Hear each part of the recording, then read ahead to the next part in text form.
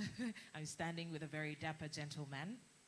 I try. My name is Abdul Malik Adio from TETFund, and I'm glad she has done the introduction and TETFund at the epicenter of this transformative initiative and revolution with reforms. With that said, shall we please rise as we take the national anthem, the first stanza of the national anthem for this important event. After the count of 2, 1, 2, go.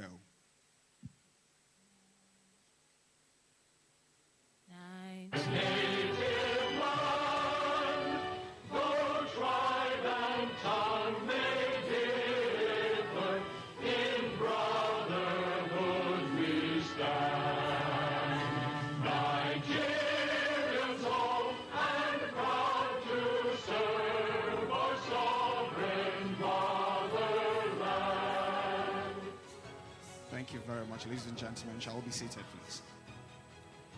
God bless the Federal Republic of Nigeria. At this moment, Your Excellencies, distinguished guests, ladies and gentlemen, would like to recognize the presence of some of our dignitaries and special guests in our midst.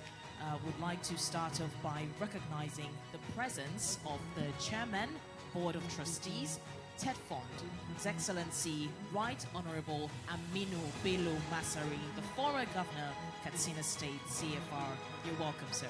And indeed, the Dalaton Katsina and Matawalin Ausa. Please, let's put our hands together for him once again. We'd also like to recognize the presence of architect Sunday Silva Togo Echonu, OON, Executive Secretary, TETFund. You're very welcome. That said, we still have more dignitaries to acknowledge their presence here. And we have in our midst, once again, the Honorable Chairman, Senate Committee and Tertiary Institution of TETFund in person of Senator Mutari Denduse. So you're welcome. Please let's applaud him. We also have in our midst His Royal Majesty Oba Kayode Adenekon Afolabi Atoyebi II, the Alapomo of Akpomu, Isokon Local Government, Vice Chairman, Osun State Council of Obas. Please a round of applause. You're welcome, Your Royal Majesty. We also have His Royal Majesty Oba Suleiman Adekunle Bangbade Ayodele III, Adimula of Awori Kingdom. Please let's applaud him, please. You're welcome, sir. We recognize the presence of our dignitaries, and as time goes on, we will be recognizing more of them. Your Excellencies, distinguished guests, ladies and gentlemen, at this moment, we will now be taking the welcome address. But before that, we would also like to recognize the presence of Right Honorable Sunday Adepoju, I beg your pardon, Board Member, Southwest Zone Tertiary Education Trust Fund. Please a round of applause for Right Honorable Sunday Adepoju. We also have Alhaji Tukur Ibrahim, the Board Member, North West Zone of TETFund. Please let's applaud him. He's here. You're welcome, sir. We also have Engineer Nuruddin Adeyemi, the Board Member, North Central Zone of TETFund. Please let's applaud him as well. We also have Mrs. Esther Onyechuku Okachuku, Board Member, Southeast Zone Tertiary Education Trust Fund. Please a round of applause. You're very welcome to all the board members and all the dignitaries that we have mentioned so far. And like I said, as time goes on, we will be recognizing much more of them. Your Excellencies, distinguished guests, at this moment, we will now be taking the welcome address. All right, and to give us the welcome address is one of our special dignitaries, which we have mentioned earlier. Ladies and gentlemen, please, with a resounding applause, I'd like to bring up stage at this moment the Chairman, Board of Trustees, Trust Fund, His Excellency, the Right Honorable Aminu Bello Masari, CFR. Please, a resounding applause as he comes off stage to give the welcome address. Kindly sustain the applause, please.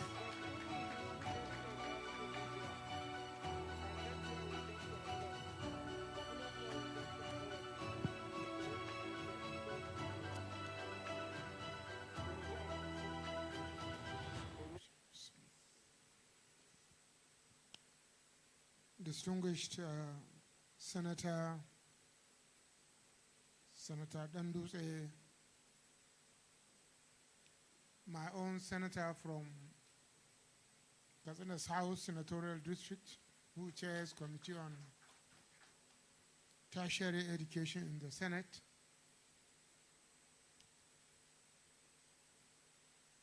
our own and only one, the Executive Secretary of TETFund, Architect Echono, my colleagues, members of the Board of Trustees, our Royal Fathers,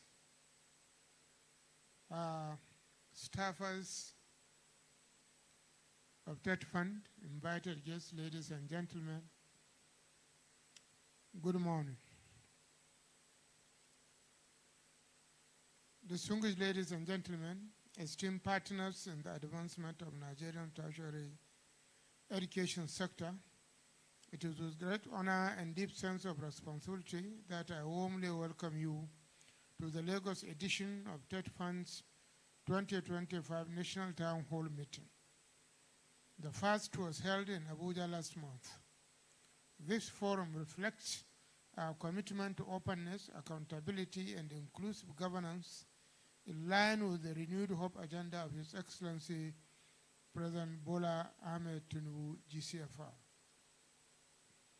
Today's gathering brings together beneficiary institutions, their surrounding communities, policymakers, civil society, development partners, the media, students, and members of the public.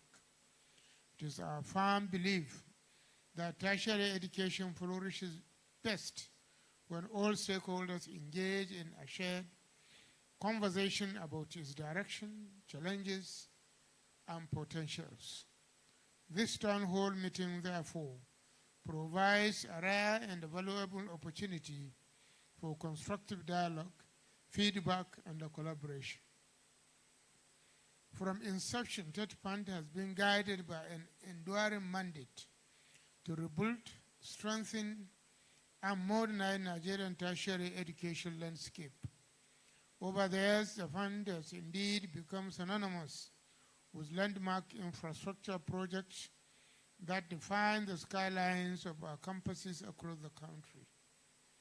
But let me state clearly, TETFund is not just about building physical structures, something we have done exceptionally well in all our beneficiary institutions. More importantly, TETFund is about deepening academic standards, strengthening institutional capacity, and positioning Nigeria's higher education system to compete proudly and effectively on the global stage. Our investment strategy has therefore evolved to embrace a holistic vision of tertiary education, one that balances infrastructure with human capital development, research, innovation, digitization, entrepreneurship, and global competitiveness. A central pillar of our work remains the training and the retraining of academic staff. Thousands of lecturers across universities, polytechnics, and colleges of education have benefited from TETFund's funded master's and PhD programs, both locally and internationally. We have also supported teaching practice, academic conferences, manuscript development, professional certification, and the pedagogical enhancement. This ensures that Nigeria institutions benefit from a highly skilled, globally exposed, and a research-driven academic workforce. We recognize that no nation can achieve sustainable development without robust investment in research and innovation. The Board of Trustees has therefore expanded support for TETFund, Alliance for Innovation and Research, which nurtures innovators and has already produced over 200 prototypes with strong commercialization prospects. Research for Impact, which equips researchers with the tools to combat ideas into market-ready products, benefiting 939 Nigerian academics so far. Multidisciplinary research laboratories established across the geopolitical zones, providing world-class facilities for advanced scientific inquiry. Centers of excellence which focus on strategic research areas such as agriculture, engineering, ICT, health sciences, and environmental sustainability. The Nigerian Education Data Initiative, which ensures evidence-based policy decisions and the system-wide planning driven by accurate and real-time data. By strengthening Nigeria's research ecosystem, TETFund is helping to create homegrown solutions, attract global partnerships, and build a knowledge economy fit for the 21st century. In response to the demands of a rapidly changing world, the fund has invested heavily in innovation and entrepreneurship hubs. These facilities house 1. Electronics and robotics laboratories, 3. 3D printing and laser technology units, 3. Renewable energy laboratories, 4. Biotechnology and AI centers, 5. Creative and leather craft workshops, 6. Recycling and upcycling platforms. These hubs do not only provide skills training, they transform Nigerian tertiary institutions into incubators of technology, creativity, and enterprise. They empower students with practical competencies that sharpen their employability and stimulate job creation. In 2024, 18 institutions benefited from these hubs, and in 2025 cycle, 15 additional institutions were added, broadening our national innovation footprint. The future of education is digital, and TETFund is deliberately positioning Nigerian tertiary institutions to thrive in that future. Through the TETFund Research, Education Research and Administration System, TERAS, platform, we are digitizing administrative processes, enhancing accountability, monitoring projects more efficiently, and supporting digital learning tools. This investment strengthens transparency, accelerates workflow, and ensures that stakeholders can track interventions with greater clarity. It also supports e-learning and digital literacy across campuses, critical tools in modern knowledge economy. Recognizing the need for world-class medical training, TETFund has upgraded 18 colleges of medicine as in the process of establishing 8 medical simulation centers across the country. These facilities ensure that Nigerian medical students are trained using globally recognized standards and technologies. Energy remains a major challenge for institutions. To address this, the fund has committed 70 billion in 2025 budget for the deployment of sustainable mini-grid solutions across selected campuses. This initiative will drastically lower running costs, improve research output, and enhance learning environments. Transparency remains central to TETFund's operations.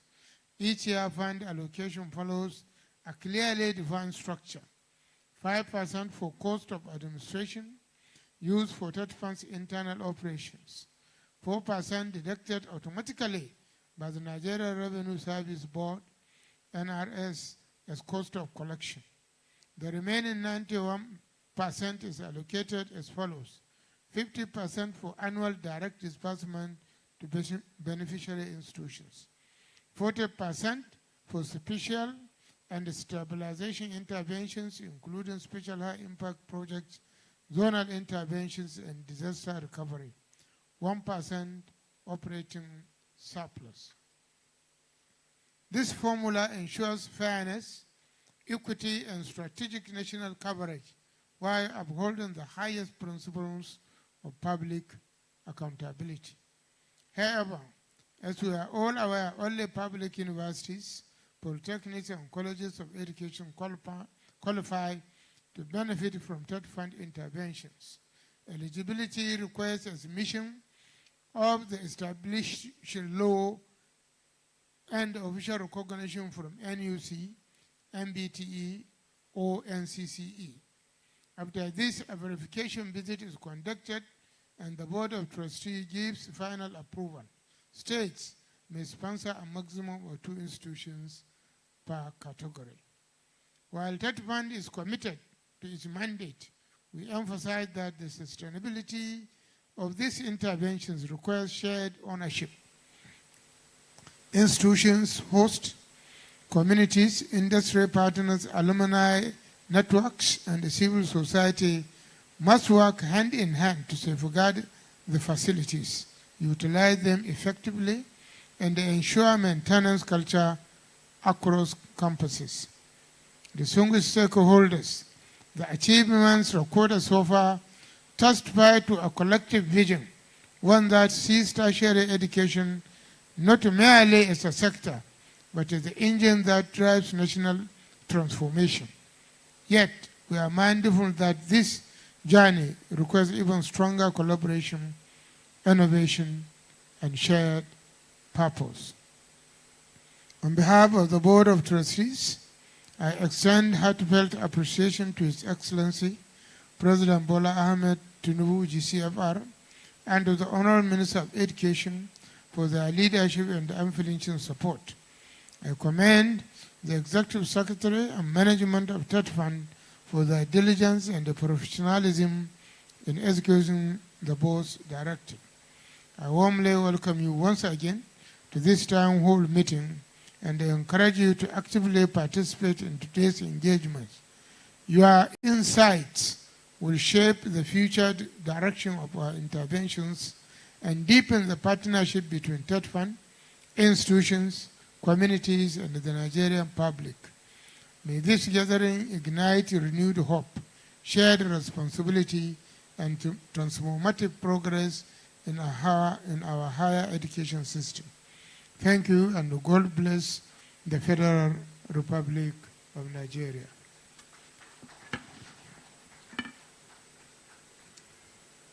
Please, another round of applause. Thank you so much to the Chairman, Board of Trustees, TETFund, His Excellency, the Right Honorable Aminu Bello Masari, CFR. Please, let's keep the applause going for him. Strong words right there, a clarion call and getting right. And he's actually shown that with vigor, with vision, and putting it to the next level when it comes to the tertiary education sector. Please, let's applaud him once again, sir. Very quickly, we'd like to once again recognize more dignitaries in our midst. We would like to recognize the presence of Professor Nyeruwo Tonukari, the Commissioner for Higher Education, Delta State. Please, a round of applause. You're very welcome, sir. Indeed, I would like to acknowledge the presence of one of the anchors today. He's going to be doing one of the presentations much later, Professor Anthony Keeler. He is a Director General, Center for International Advanced and Professional Studies. Please let's applaud him, please.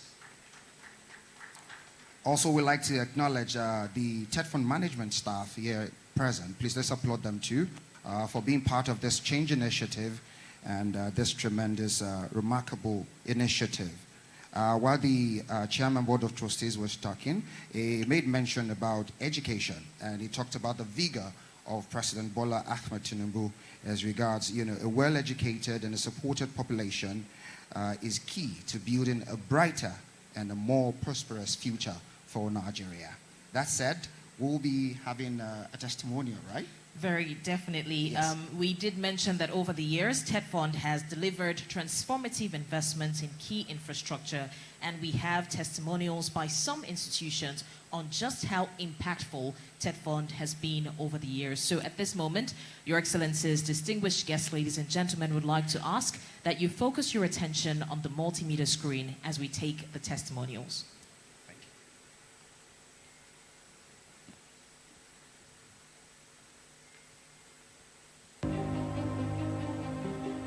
In every great nation, education is the bridge between promise and progress, between potential and prosperity. In Nigeria, that bridge is being rebuilt and strengthened under the Renew Hope initiative of His Excellency, President Bola Ahmed Tinubu, GCFR. At the heart of this transformation stands the Tertiary Education Trust Fund, TETFund, the federal government's leading intervention agency for higher education. As part of its mandate, I think TETFund has really been doing marvelously well. I could wonder if there is no TETFund, how our institutions would look like. Because when you go to our institutions, universities, and polytechnics, you see wonderful edifices, you see innovations, buildings that have been, sponsored by TETFund, and those facilities, to a greater extent, has enhanced learning.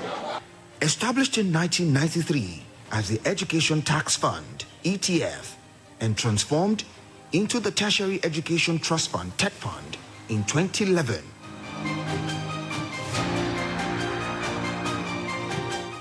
Its mission remains clear: to restore, rehabilitate, and consolidate a Nigerian's tertiary education system.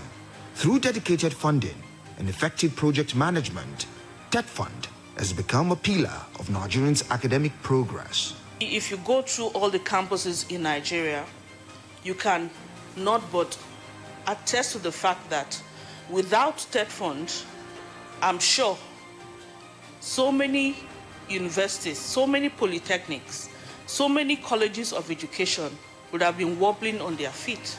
But because of these interventions, you discover that we have a lot of facilities that are present and functional and adequate because of their intervention, their yearly intervention. Being in academia, I benefited twice.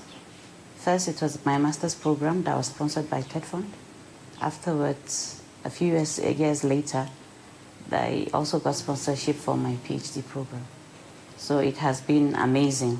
After the intervention, after I got the PhD, the communication became better with me, my students, my colleagues in the department, because you're better informed than what it used to be in the past. The techniques you have learned are better than what you have had in the past. I would say the most interesting part of these interventions that I have personally enjoyed is the fact that I've had the privilege of writing a book sponsored by TETFund, effective communication and technical report writing. It's here in the school library for students. Of course, it's not for sale, but the good thing is that it is my work sponsored by TETFund.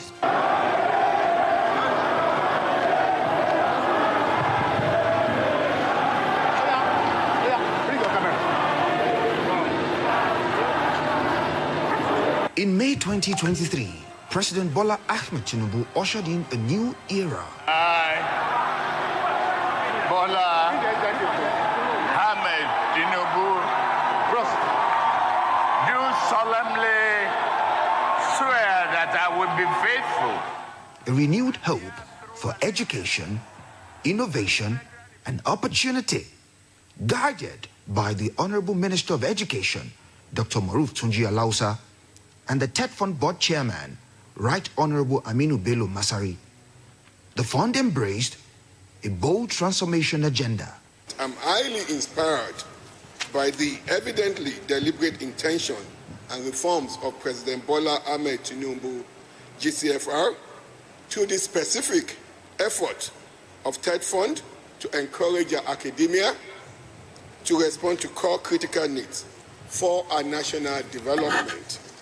The recognition of the role of research in national development, that the need to address the paucity of funds necessary to facilitate cutting-edge research in the areas of national priorities that the Board of Trustees of TETFund introduced the National Research Fund, NRF, intervention to fund impactful research that will contribute to national developmental efforts as well as tackle global challenges.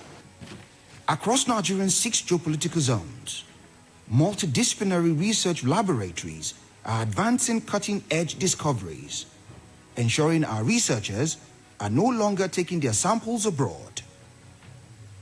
In 45 institutions, innovation hubs and entrepreneurship centers are nurturing thinkers and creators, producing over 200 prototypes ready for commercialization under the TETFund and R4I program initiatives. TETFund is funding the establishment of innovation hubs and entrepreneurship centers in our beneficiary institutions in phases. We started this program in 2023 with 12 beneficiary institutions, and for these, all the equipment are in place.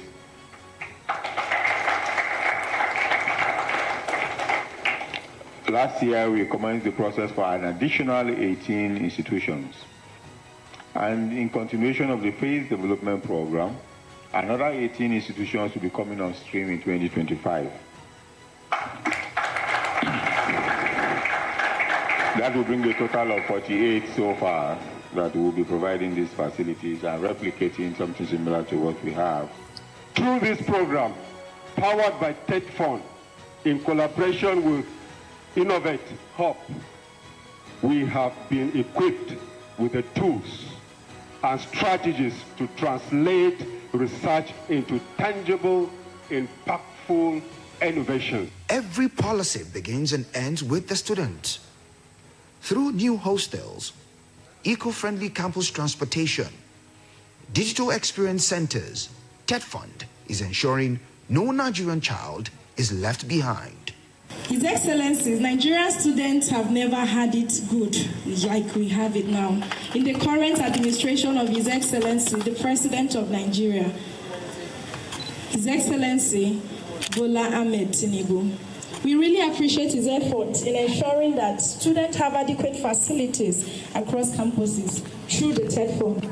And we are very much aware that he has injected so much money into TETFund to ensure that the welfare of Nigerian students is protected and that students maximize the opportunities given to them to go to school and to learn.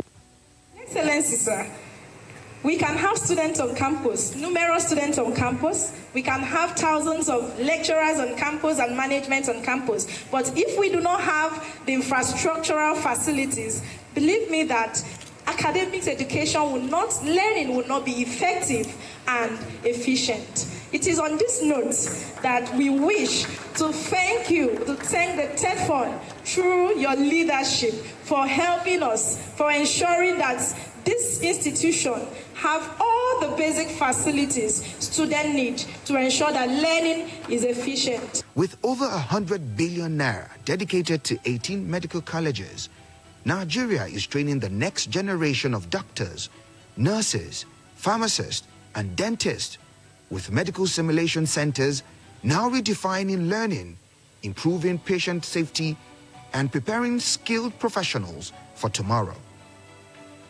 The Federal Ministry of Education, working closely with the Tertiary Education Trust Fund, has designed the TETFund Impact Intervention Project for medical schools rehabilitation across the 6 geopolitical zones. This project is a deliberate response to the urgent need to expand our medical training capacity by rehabilitating and modernizing key infrastructures, lecture theaters, laboratories, hostels, clinical learning environment to significantly increase enrollment in medicine, dentistry, pharmacy, and nursing programs across these selected 18 universities. Today's event marks yet another bold step in our collective commitment to reposition Nigeria's medical education system and strengthen our national healthcare delivery through sustainable investment in infrastructure, research, and academic excellence. But if we take a minimum of 5 years investing in medical sciences, the difference will be very clear. We will no longer be afraid of JAPA with regards to medical sciences. We will produce more, export more, especially to African and other countries, and earn more foreign exchange for our country. The provision of critical manpower in the health sector remains a huge challenge and is often exacerbated by the JAPA syndrome. The problems of insufficient and unqualified medical personnel leading to high doctor-patient ratio and all the other indices that we are not very proud of have lingered for far too long. The challenges of ill-equipped medical facilities have also persisted. It is for these reasons that intervention is considered not only important, but also timely. Powering education sustainably, TETFund and the Rural Electrification Agency are installing solar solutions across campuses. From Eboyin to Jigawa, Akwa Ibom to Gombe, thousands of iconic projects are being completed, providing a foundation for quality learning.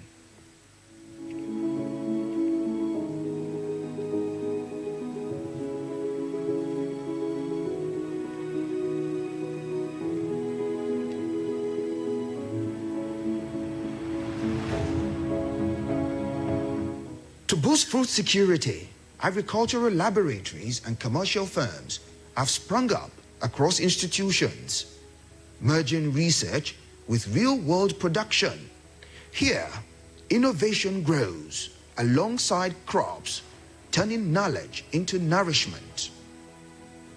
Nigeria is a great country in terms of endowments in two key areas, agriculture and mineral resources. If you go to any state in this country, so many minerals, a lot of it not adequately explored. And we are encouraging our researchers, exploration, exploitation, mining, and so on, and then the various uses. You give them the capacity to earn more. If you challenge Nigerians, they will give you the solution. Through the Tertiary Education Research Application Service, TERAS, Nigeria's tertiary education system is uniting under one digital platform, linking research, identity, and innovation. From e-learning to plagiarism checks, TERAS drives the knowledge economy. But we want to do a lot more, and the president is in a hurry. He wants us to transform this economy as quickly as we can, because if we don't, there's a loom. Now we're beginning to see it unraveling before our eyes. We're looking at key areas that have capacity for job creation. The first of this area is in the area of ICT. We know that the world today has become so integrated.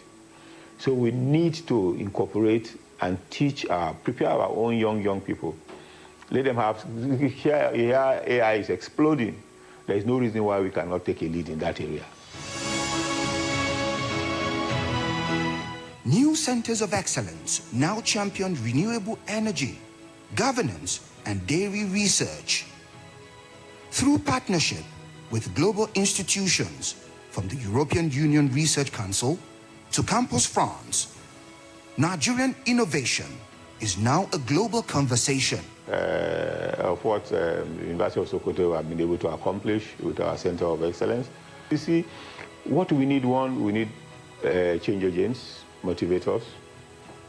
Two, we need consistency and congruency of goals. When people are committed, if you go there, if you look at the composition of the people who are involved in research there, it's not all these mundane Nigerian considerations. You see people from all over the country who are there working together harmoniously, rendering services. Do you know that state governments are even doing signing agreements with them to be taking Kano State government, for example, 30 patients for specific operations on very difficult operations that they normally would take to India. state government are even sponsoring people to go there to go and do operations. This is the type of thing we do to also foster national integration and ensure that we use our best brains here. With over 8,000 scholars trained for higher degrees and partnership between polytechnics and artisans, TETFund is blending knowledge with craftsmanship, aligning education with employment. We must innovate, we must create, we must make new products, and through that, we must create wealth.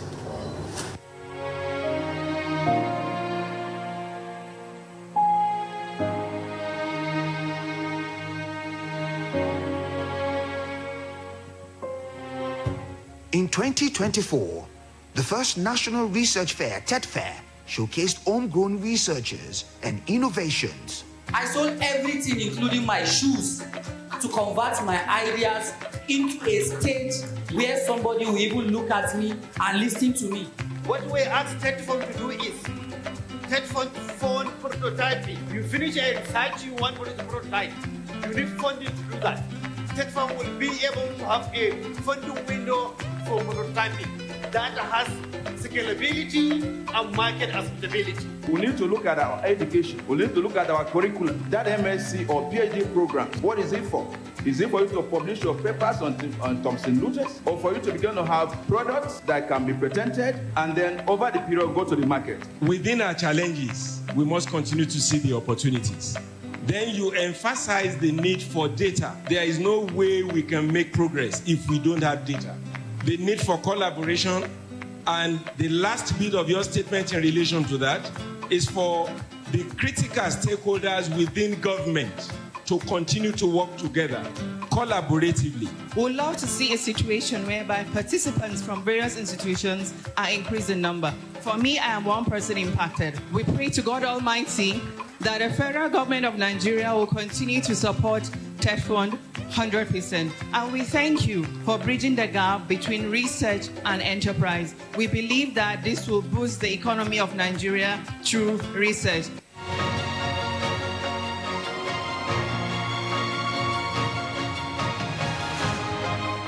While 130 new academic textbooks enrich libraries nationwide, written by Nigerian scholars for Nigerian students. President Bola Ahmed Tinubu is a fervent believer in developing the human capital of our country. And when you talk about human capital, what do you talk about? Education, health, and social protection.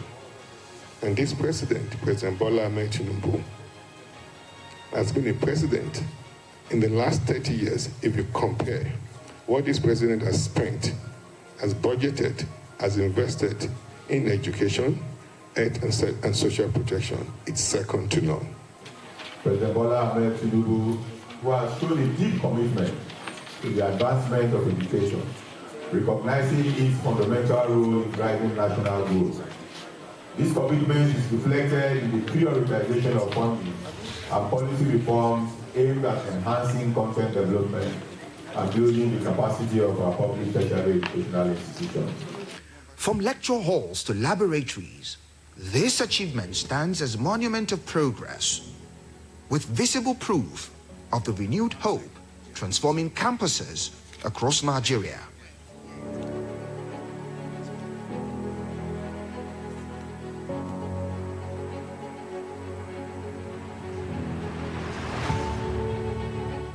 The journey continues under the Renewed Hope initiative of President Bola Ahmed Tinubu, and through TETFund's visionary leadership. Education is powering Nigerians' transformation, a future where every student can dream, every lecturer can innovate, and every institution can thrive.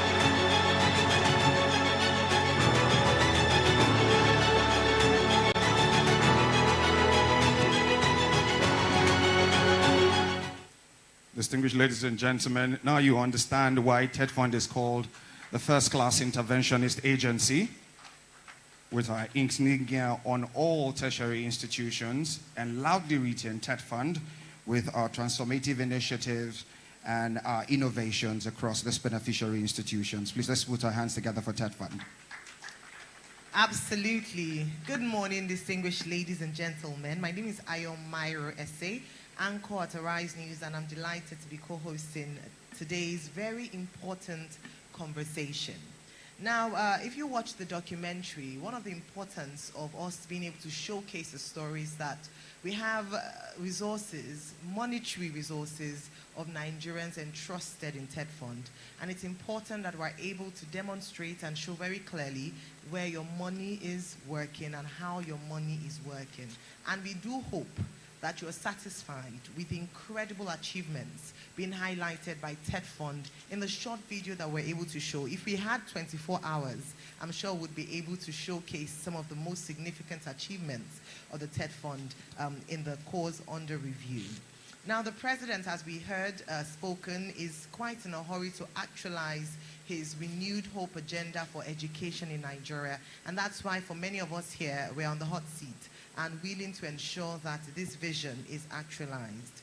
We heard that it is the hope that every student can dream, every lecturer can innovate, and every institution can thrive here in the Federal Republic of Nigeria. I believe that that documentary deserves another round of applause, just showcasing the excellent work, except you're unhappy with what has been done so far. But if you're proud of the work that has been achieved by TETFund, please let's give them another round of applause, just hearing of the testimonials from the field. Amazing, well said. We'll now take a quick introduction of some of our dignitaries here present. You want to do the honors first? Yes, we do have some dignitaries, and in the course of today's program, at different points, we will be recognizing some of our key stakeholders who have made time out of their very busy schedule on a Monday morning in Lagos State to be with us here for this town hall meeting. I'd like to recognize the presence of the Permanent Secretary, Ministry of Tertiary Education, representing the Commissioner in the person of Mr. Kasali Adeniran Wahid. Much later, we'll be doing a goodwill message, so it's good that we get the introduction said.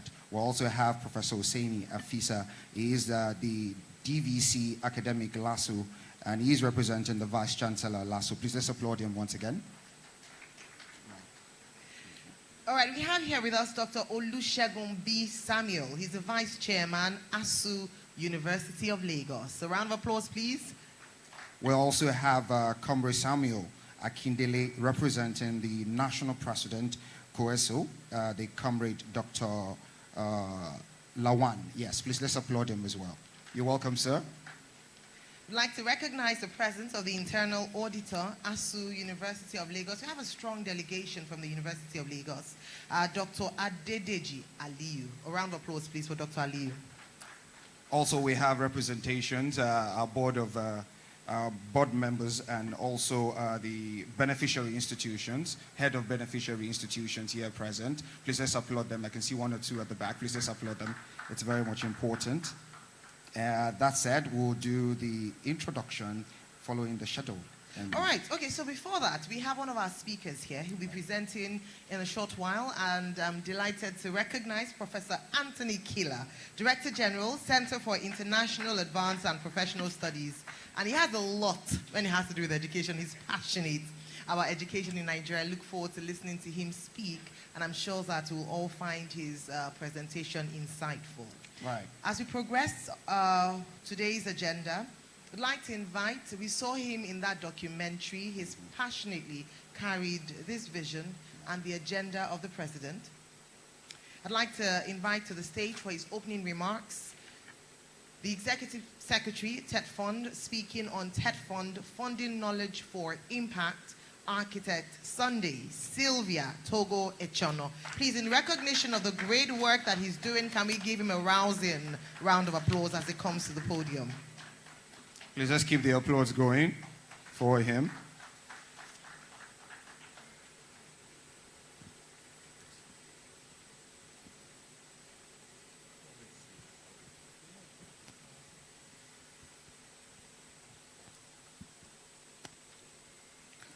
The representative of the Executive Governor of Lagos State, Permanent Secretary for State Ministry of Education,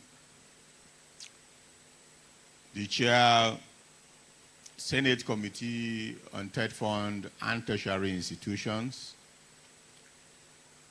the Chair of the Board of Trustees of TETFund, other members of the Board of Trustees, you are present, our royal fathers, heads of tertiary institutions, commissioners from our various states here present, the lead speaker and other presenters here, special invited guests, gentlemen of the press, distinguished ladies and gentlemen. I have a task to explain to you why we as a people, as a country, should support Mr. President in his desire to use special funding to transform our education sector for national transformation. And the logic of it is very simple. We are in what is widely acknowledged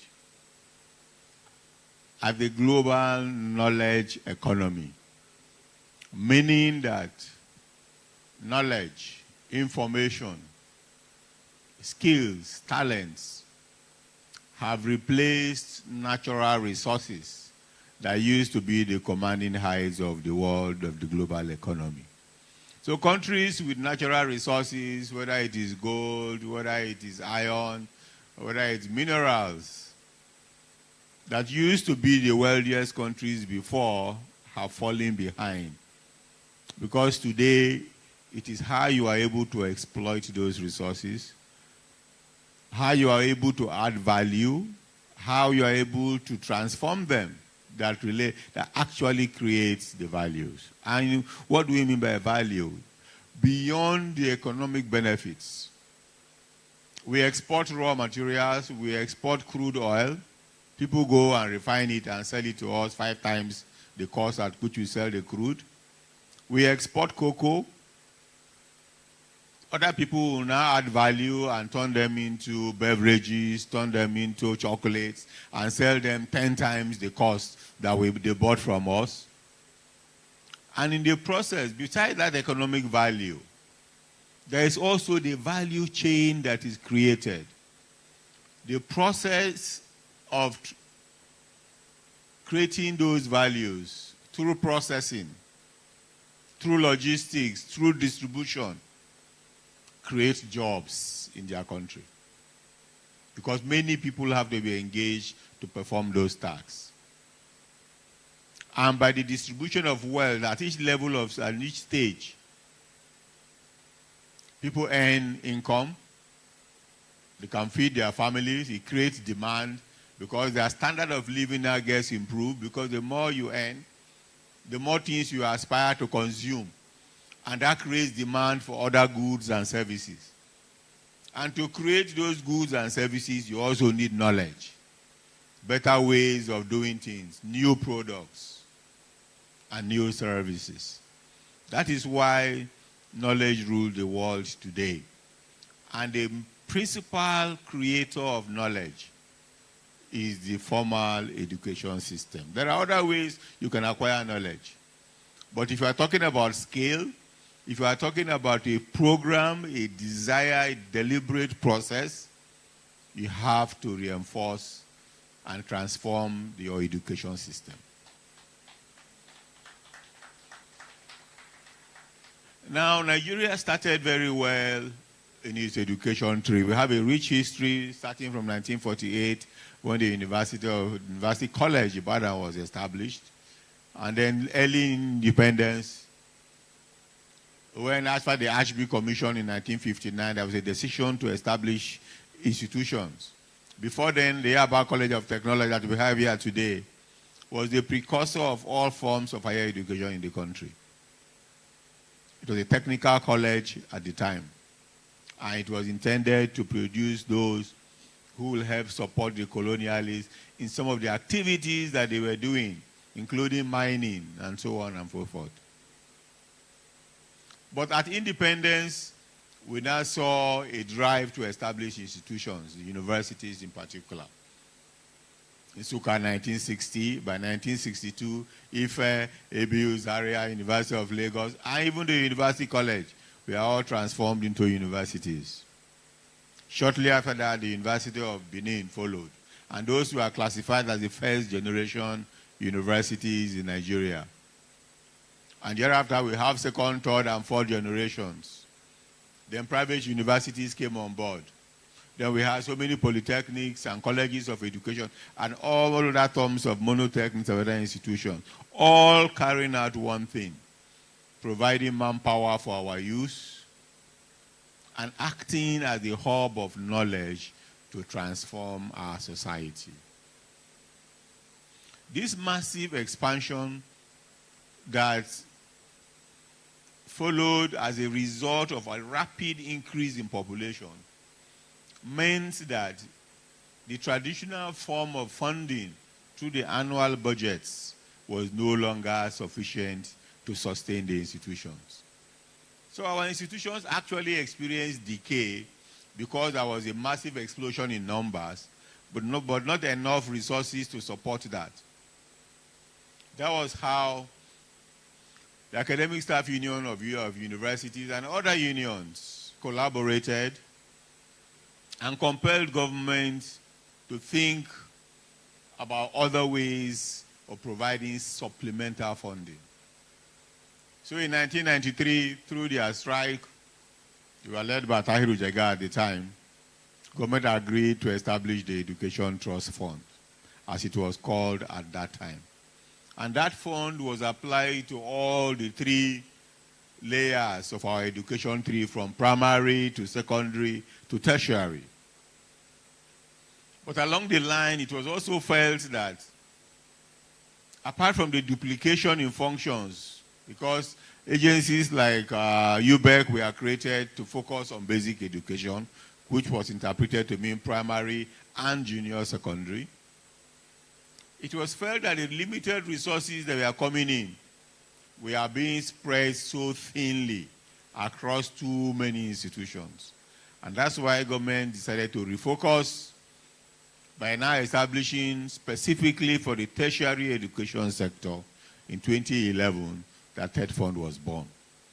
And TETFund was now given the mandate to focus on tertiary with particular reference to our universities, our polytechnics, and colleges of education. This repurposing creates an opportunity for us now to concentrate resources on specific areas of national need. Now the question is, why do we need to do this even more? And the answer is very simple. I want each and every one of us to take the message home so that as a people, we all come to a shared acceptance that this is a very big opportunity for us as a country. And I will lay the background. Today, if you look across the globe,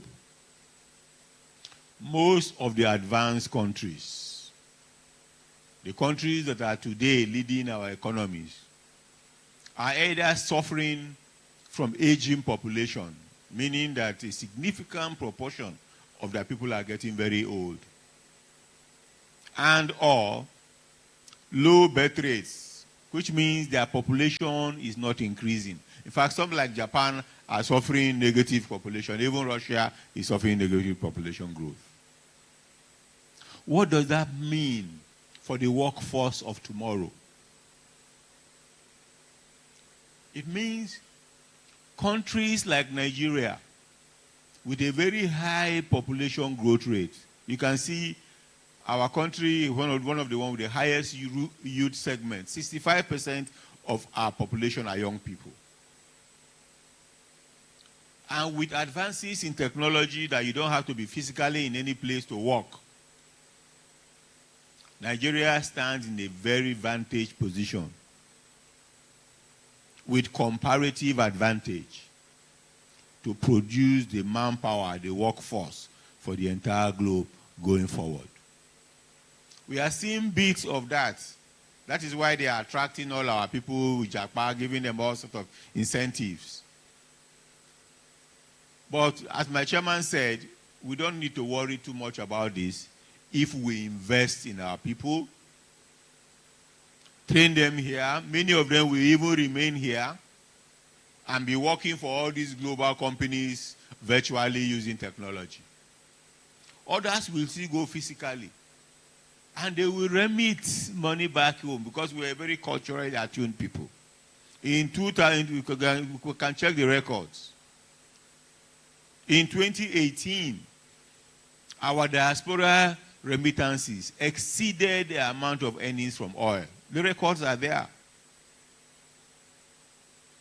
Meaning that instead of exporting raw materials, exporting crude, we can now export our intellectual assets and earn more.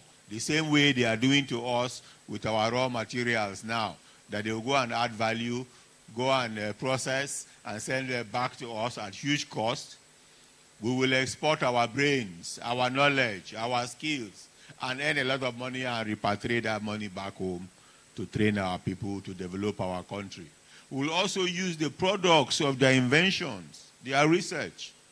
That is why TETFund, apart from infrastructure, the next cardinal thing we are doing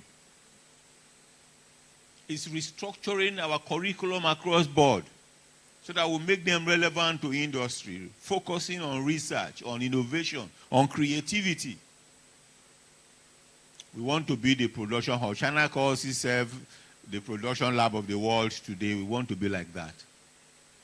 India is leading in ICT all across the world. We also want to compete in that space. So we need funding to train our people, to give them the right skills. We need this funding so that we can revamp our educational system. We are now, as we speak, creating platforms. We've studied what the educational system in those advanced countries, in Finland, in Japan, in the US, in so many other countries. And what we are doing, adopting now, in Germany, for example, is that we are rejigging our curriculum. We are taking those steps and improving on those things they have done. Creating platforms where students can acquire knowledge seamlessly. We don't want to be limited by the number of classrooms we can create. Education can go on 24 hours a day. And students will have the ability of digitally being able to, in real time, online, learn, acquire knowledge, search for knowledge, and carry out tasks. So our terrace that you saw there is going to afford Nigerian students that opportunity. Whether you're in the private or public universities, when you go on terrace, you have access to nearly any published work, any article. 400 libraries. I'm not talking about books now. A library will contain tens of thousands of books. 400 libraries will be there. And you are going to have interconnections. You are going to have lectures, papers presented by experts from the best institutions around the world available to anyone that just have access to that platform.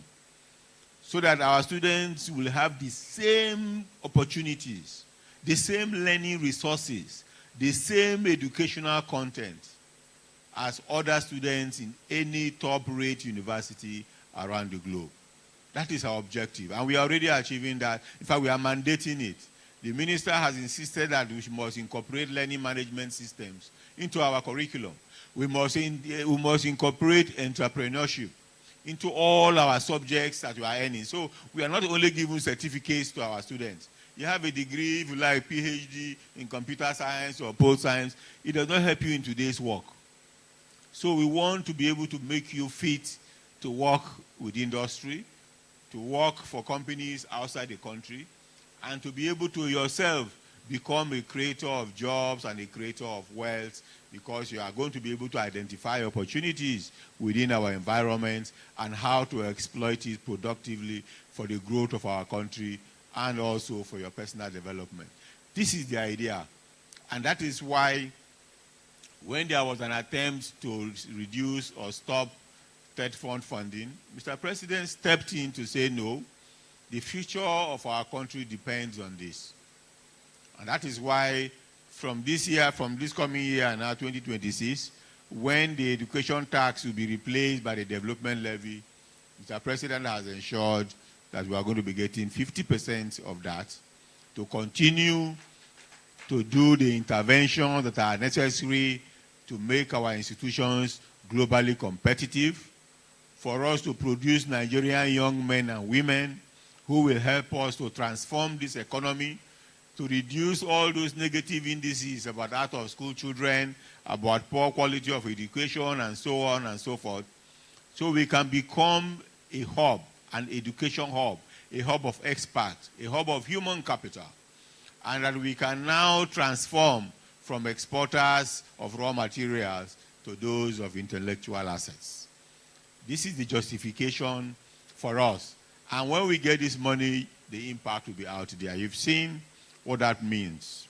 It will mean new ideas, new ways, new products, new services that will create jobs in our country, that will improve our systems and processes, including those of production. What we are saying in real terms is that we should be able to develop equipment and machines that stop our farmers from using cutlasses and hoes, that makes them improve their yield by knowing new varieties of crops that will give them high yield, by letting them know the technology of how to plant, how to fertilize, how to irrigate, how to mechanize their processes with simple tools that will add value. So a farmer now will increase his income because he has become aware of various ways and means and have new products that he can use to increase the fertility of his soil, to reduce invasion of all sorts of what we now call various agronomic practices. And you will be in a position to raise the standard of living of those farmers, to increase their income, and more people will be attracted to go into farming because you will remove the drudgery from it. The same thing with mining. People are now just mining and stealing our wealth away. But by the time we regulate it and get our people involved, they will come together and establish those extractive industries that will help us better exploit and refine our minerals in this country. That way we create jobs, we create new things, we improve, we stop importing everything and consuming everything from outside. Let production happen at home. But the way to do that is to invest in your education, to produce your own people. It is your people that will use their ideas to exploit your God-given natural resources and maximize the benefits for you. That is why TETFund is clamoring for support. We are in tune with Mr. President's desire. We are working very hard to transform our beneficiary institutions. And in the years ahead, across all sectors, we are going to be seeing more and more of those benefits. I thank you for coming, and I wish us a very rewarding experience here today.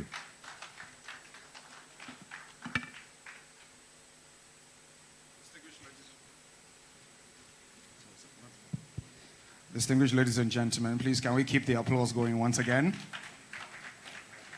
A man of many sides who does walk the talk with affirmative action.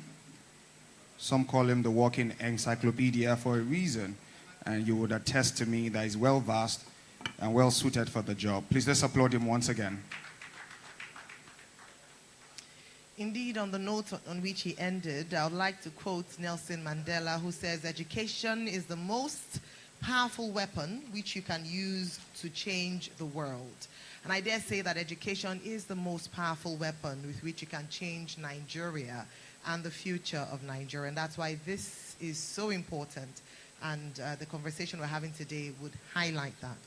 Now, very quickly, because we know that our time is far spent, we'd like to invite a few of our distinguished guests to the microphone to give their goodwill message. We'll be doing this in the next few minutes. I would like to kindly crave the indulgence of all invited speakers to the microphone to please take 2 minutes each for the goodwill messages. Straight afterwards, we would have tea and coffee. So if anyone speaks too long, you know they're the ones separating you from your tea, coffee, and refreshments. So you know who to hold responsible. Yes, absolutely. All right, so with that much pressure, I'd like to invite, first of all, to give his goodwill message this afternoon, Senator Muntari Dandutse, the Honorable Chairman, Senate Committee on Tertiary Institutions and TETFund. A round of applause, please, as it comes to the microphone.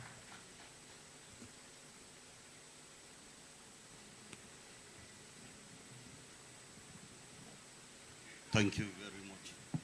Your Excellency, the former Governor of Katsina State, and the Chairman Board of Trustees, the Executive Secretary, TETFund, the representative of the Executive Governor of Lagos State, Our Royal Highness, the Board of Trustees here present, I would like to use this opportunity to sincerely appreciate the leadership of the Executive Secretary of the TETFund under the goodwill effort he is making in terms of making things work for the success of education, tertiary education. And I want to use this opportunity also to sincerely appreciate the leadership of the Chairman Board of Trustees of the TETFund for unwavering support is given to the Executive Secretary and the leadership of the TETFund.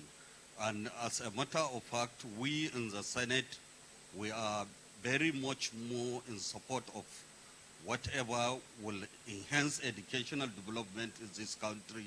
And I believe the Renew Hope agenda of Mr. President and Commander-in-Chief of the Armed Forces is a very important development in terms of revolutionizing the education, which we are supporting it, and we have made all effort as what the Executive Secretary said in terms of the development levy.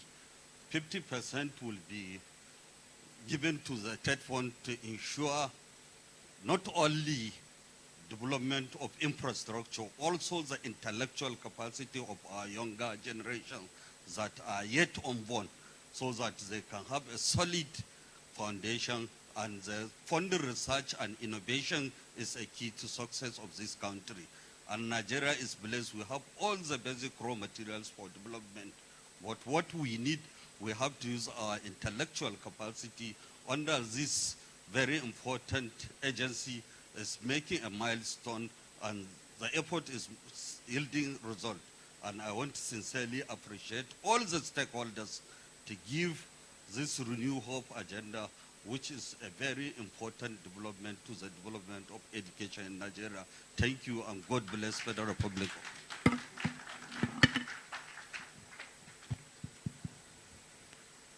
Please, let's applaud him for that brief goodwill message. Whilst he was doing the goodwill message, we have Right Honorable Sunday Adepoju, Board Member, Southwest Zone of TETFund, make his way in. You're welcome, sir. Thank you. Please, let's applaud him. Let's appreciate him. I think the Honorable Chairman, Senate Committee on Tertiary Institutions and TETFund, Senator Muntari Dandutse, deserves a louder round of applause because he has set the pace for others to follow. Thank you so much, sir, for your goodwill message. Succinct, straight to the point, and impactful. And that's why we look forward to, as we call up the next person, no pressure, for his goodwill message, the Permanent Secretary, Ministry of Tertiary Education, representing the Commissioner, in the person of Mr. Kasali Adeniro Wahid.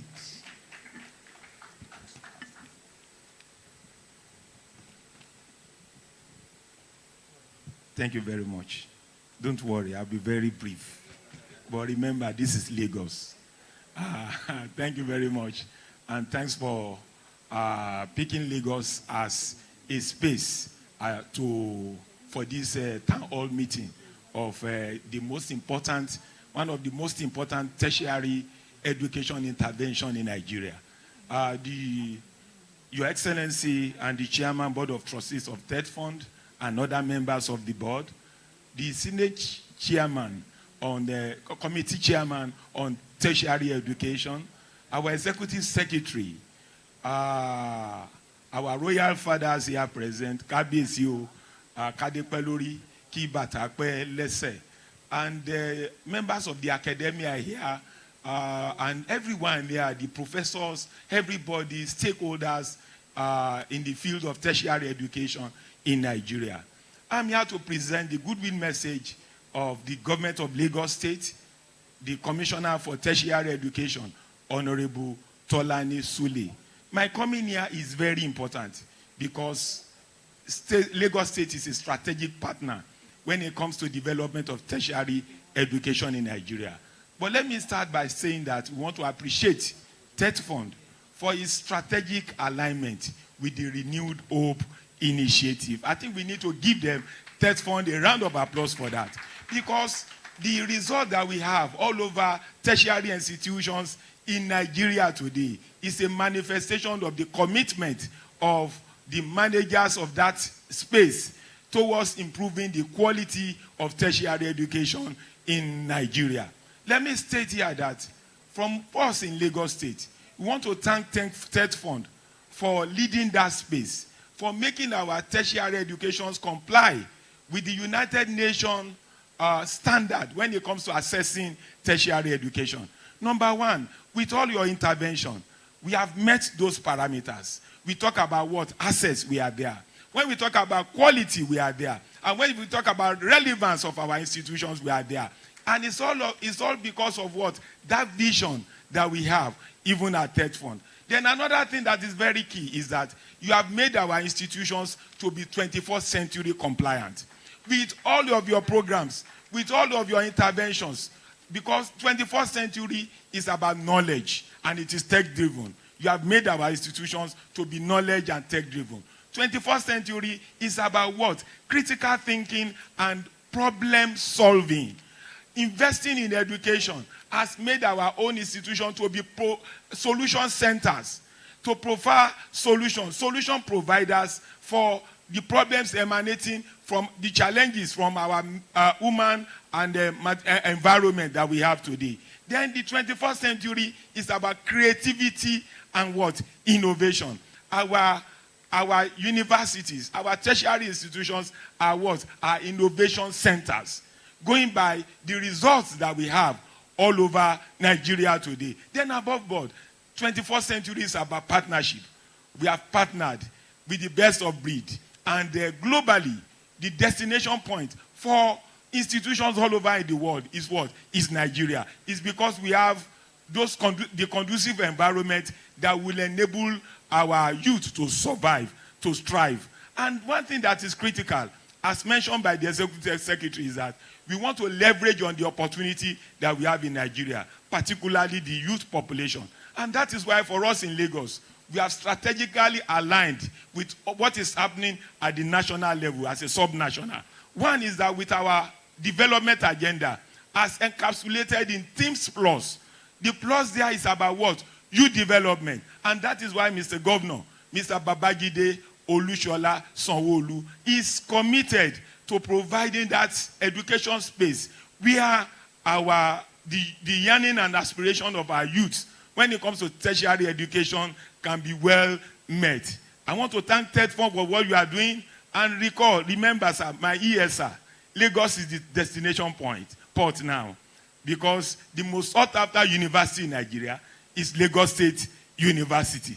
Going by the fact that here, Lagos is what? Safe, it is secure, it is functional, and it's productive. What that means is that we need more of your presence. We need more of your support, as you have been doing. And thank you for what you do. Thank you for investing in education. Thank you for making our institution smart institutions. Thank you for making the members of the faculty smart faculty. And thank you for making our students smart students, fit for purpose, fit for use. On behalf of the government of Lagos State, I want to thank you all, and God bless. Distinguished ladies and gentlemen, let's put our hands together for him. He spoke for just 1 minute. It's safe to say, yes. That's the shortest goodwill message today. Please let's applaud him once again. Well said, sir. Well said. His passion actually speaks in his words, and his dexterity and his command. You understand why he's the permanent secretary for tertiary education. Absolutely. As a proud Lagosian myself, I have to say that Lagos is the center of excellence. We lead, others follow. Thank you so much, Permanent Secretary, and also for just using the opportunity to appreciate TETFund for their support. Indeed, collaboration is the way forward, and we continue to collaborate to build a stronger institution when we talk about the education sector. Ladies and gentlemen, distinguished ladies and gentlemen, we are delighted to tell you that it's now time for your tea and coffee break. However, just to tease as to what to expect when you come back, we will be having the first presentation on tertiary education in Nigeria and the relevance of TETFund. A powerful one there, and that will be spearheaded by Professor Anthony Keeler. He is an exceptional speaker, and I believe that he would provoke your thoughts when he speaks. Also, after the session, we'll be having another presentation by the legendary Dr. Ruben Abati, anchor on Arise News and veteran broadcaster. He'll be speaking on TETFund in the eye of the public. If you've had the opportunity to hear him speak, you'd know that it's one presentation you definitely want to come back for. So please, let's take our tea and coffee very quickly and be back in the hall with Malik giving us more instructions as to how that would proceed. Yes, indeed. And afterwards, we'll have an interactive session, which will be very much open for question and answers, observations, and whatever note in that regard, which we'll take back. And for the tea break, it's just outside the hall, just to the right. And you can serve yourself, enjoy yourself, have a shared camaraderie for that duration of time. And we'll make it snappy so that we can continue back. We can still do group photograph outside simultaneously in the course of the tea break. That would be good. So we have 15 minutes for tea break. That means I will be back in this hall at 12:40. 12:40. That's 20 minutes to the hour of 1 p.m. So please, the VIPs would be ushered. We have a room designated for tea and coffee break. Whilst for all invited guests, would ask that you kindly use one of the serving station as described to your right-hand side. We look forward to seeing you back at 12:40, where we will then have our first presentation of the day. Thank you all very much. We're of the school of thought that we should do like the group photograph here before we go out for the tea break, because it's very important. Since we have the fourth estate of the REM here, we could do the full photograph, and we now proceed for the tea break. Yes, others can go for tea break. So can we have all our guests go for the tea break? Yes. We also have our VIPs in front for the group photograph. Yes. Again, tea break is open. We're back at 12:40 p.m. Would like to ask that everyone kindly take their tea, coffee, and come back to their table to enjoy your refreshments. 12:40 p.m. Thank you.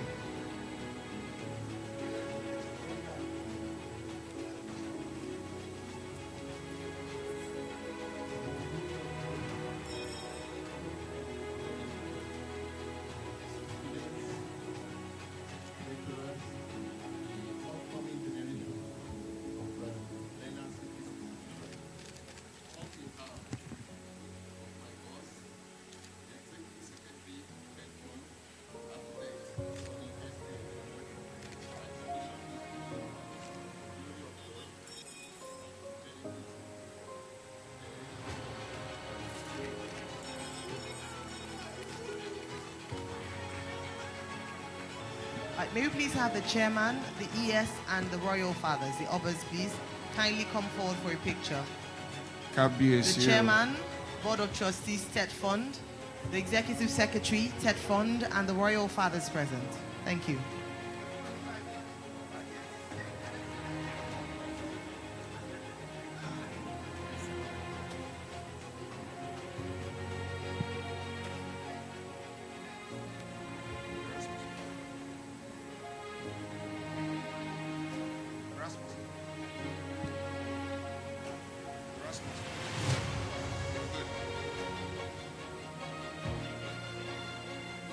Distinguished ladies and gentlemen, we can make our way to the VIP session for the breakfast, please.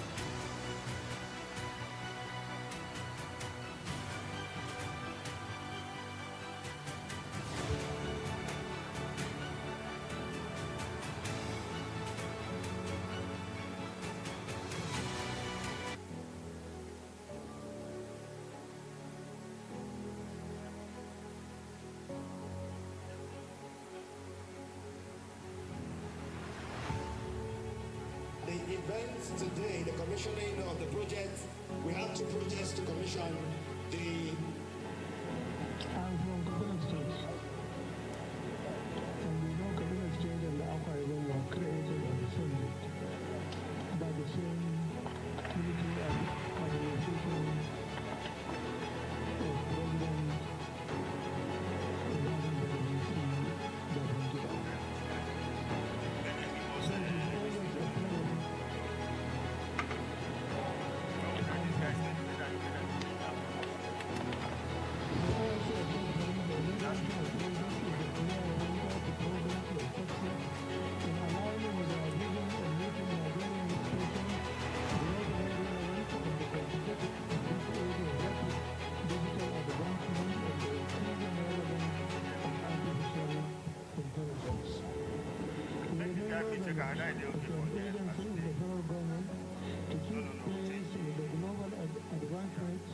by supporting our beneficiary institutions to acquire the necessary tools for knowledge creation, teaching, research, teacher training, intertraining, and school development. Overall, we will never engage in securing work in support of our public institutions, federal and state, towards attaining workplace status in education and knowledge teachers.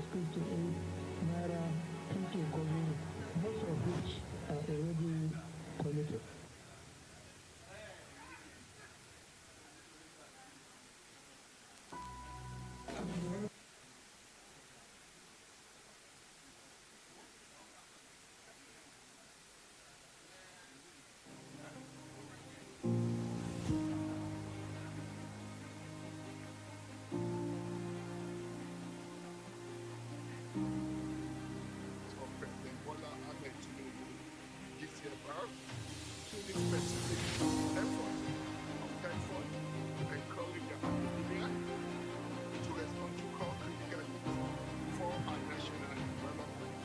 It is this inspiration and recognition for the states all good in achieving results on this reform that has encouraged us deliberately to support TETFund national research there.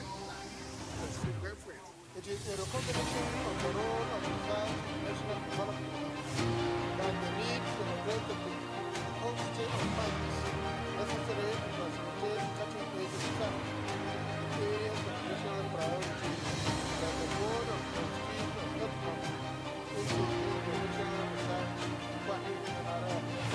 The intervention to fund optimal research that will contribute to national development and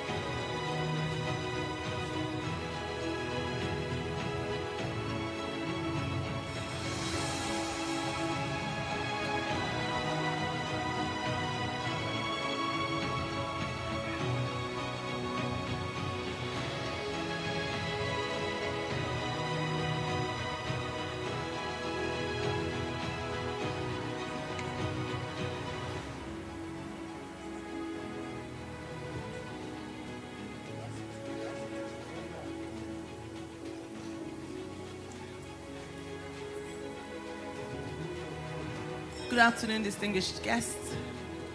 Could we please ask that we kindly take our seats as we will be kick-starting the afternoon session of today's town hall meeting. Again, can we please ask all distinguished guests to kindly take their seats? We will be going in for the afternoon session very shortly. Thank you.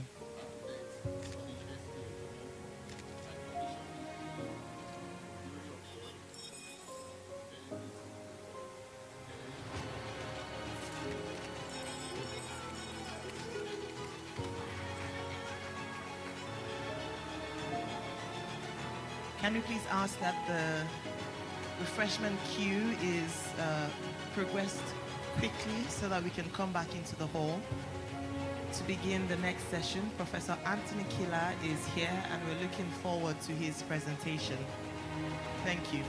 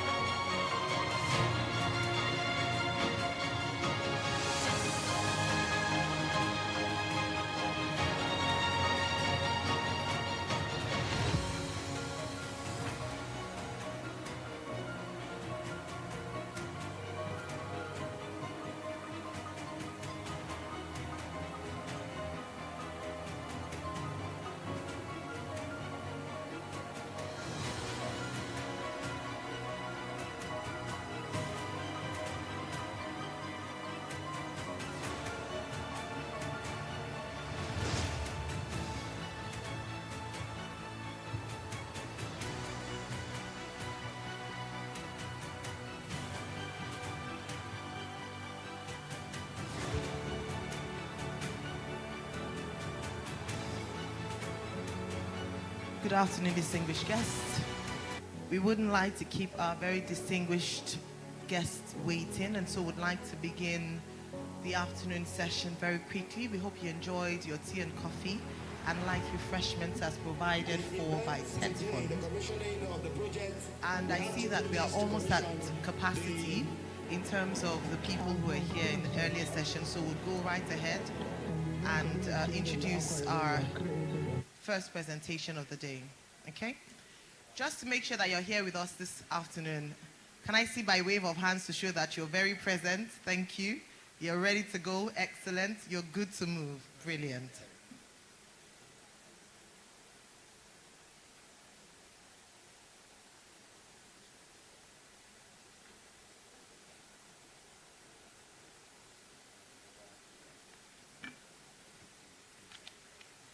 Right, just before we introduce our first presentation and first presenter, would like to take one very quick goodwill message. Earlier on, we tried to bring all together so that we're able to progress for today's event. I'll just ask Malik to please introduce.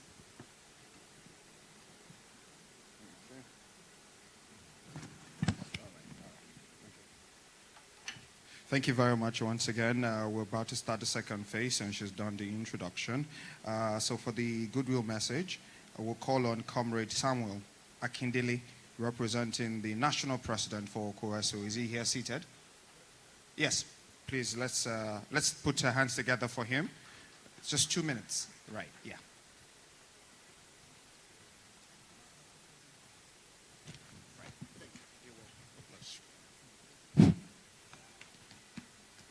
Please, all protocols duly observed. I've been sent by the National President COESO, Dr. Comrade Lawambasa, for this goodwill message. The messenger himself, that is myself, was the National President between 1996 and 2000. So it's quite appropriate. He has sent me to wish TETFund the best in all that you are doing, and that we are proud of you. It is with great honor that I extend one goodwill message to the TETFund Board of Trustees and participants at this important gathering. This event represents yet another step in our collective commitment to strengthening Nigerian education sector and advancing the quality of learning in our institution. As we reflect on the gains and challenges facing the sector, it is imperative to draw attention to a policy issue that will hinder the growth and sustainability of colleges of education, especially the newly established colleges. The TETFund provision that denies intervention to institutions with fewer than 1,000 students. While this threshold may have been well-intentioned, its practical effects will result in a systematic collapse of colleges of education and exclusion of young institutions that urgently require support to stabilize, develop infrastructure, and attract enrollments.